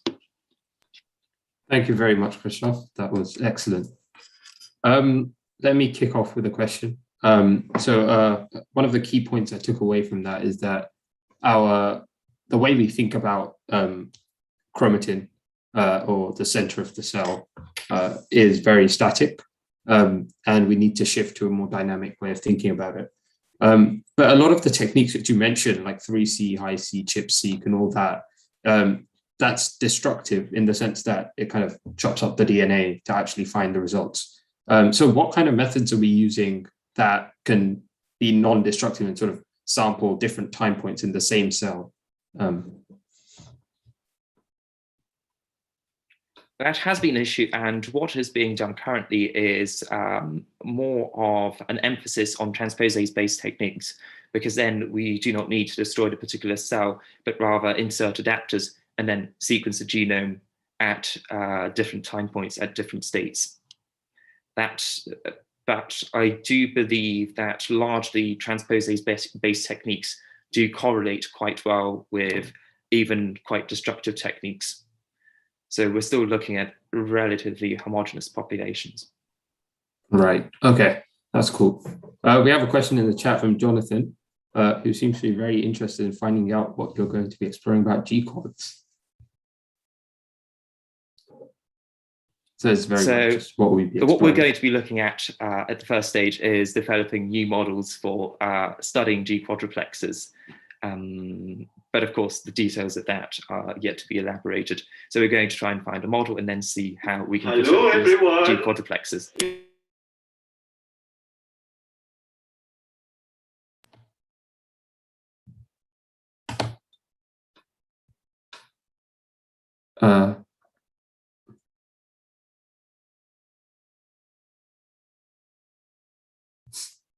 Krzysztof, are you still with us?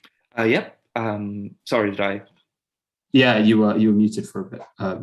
Sorry. What was the last thing that you heard? Just the first sentence, really. Sorry. Okay. Yeah. So what we're going to be looking at is developing a model in a cell line that is quite standard, and then seeing how we can induce changes in G quadruplexes, and then finding out as well whether we can perturb them in various ways. But of course, the details of that project are yet to be elucidated, and that depends on, of course, how far I get, how far the model develops. Yeah, of course. Yeah, good luck with that project, and thank you for the talk. Thank you. It was excellent. So very quickly, thank you all for attending, and we hope to see you very, very shortly, in 20 minutes actually, to see our final keynote of Varsity Ski this year. It's Professor Randy Sheckman, winner of the Nobel Prize in 2013. So hope to see you there. Thanks for coming.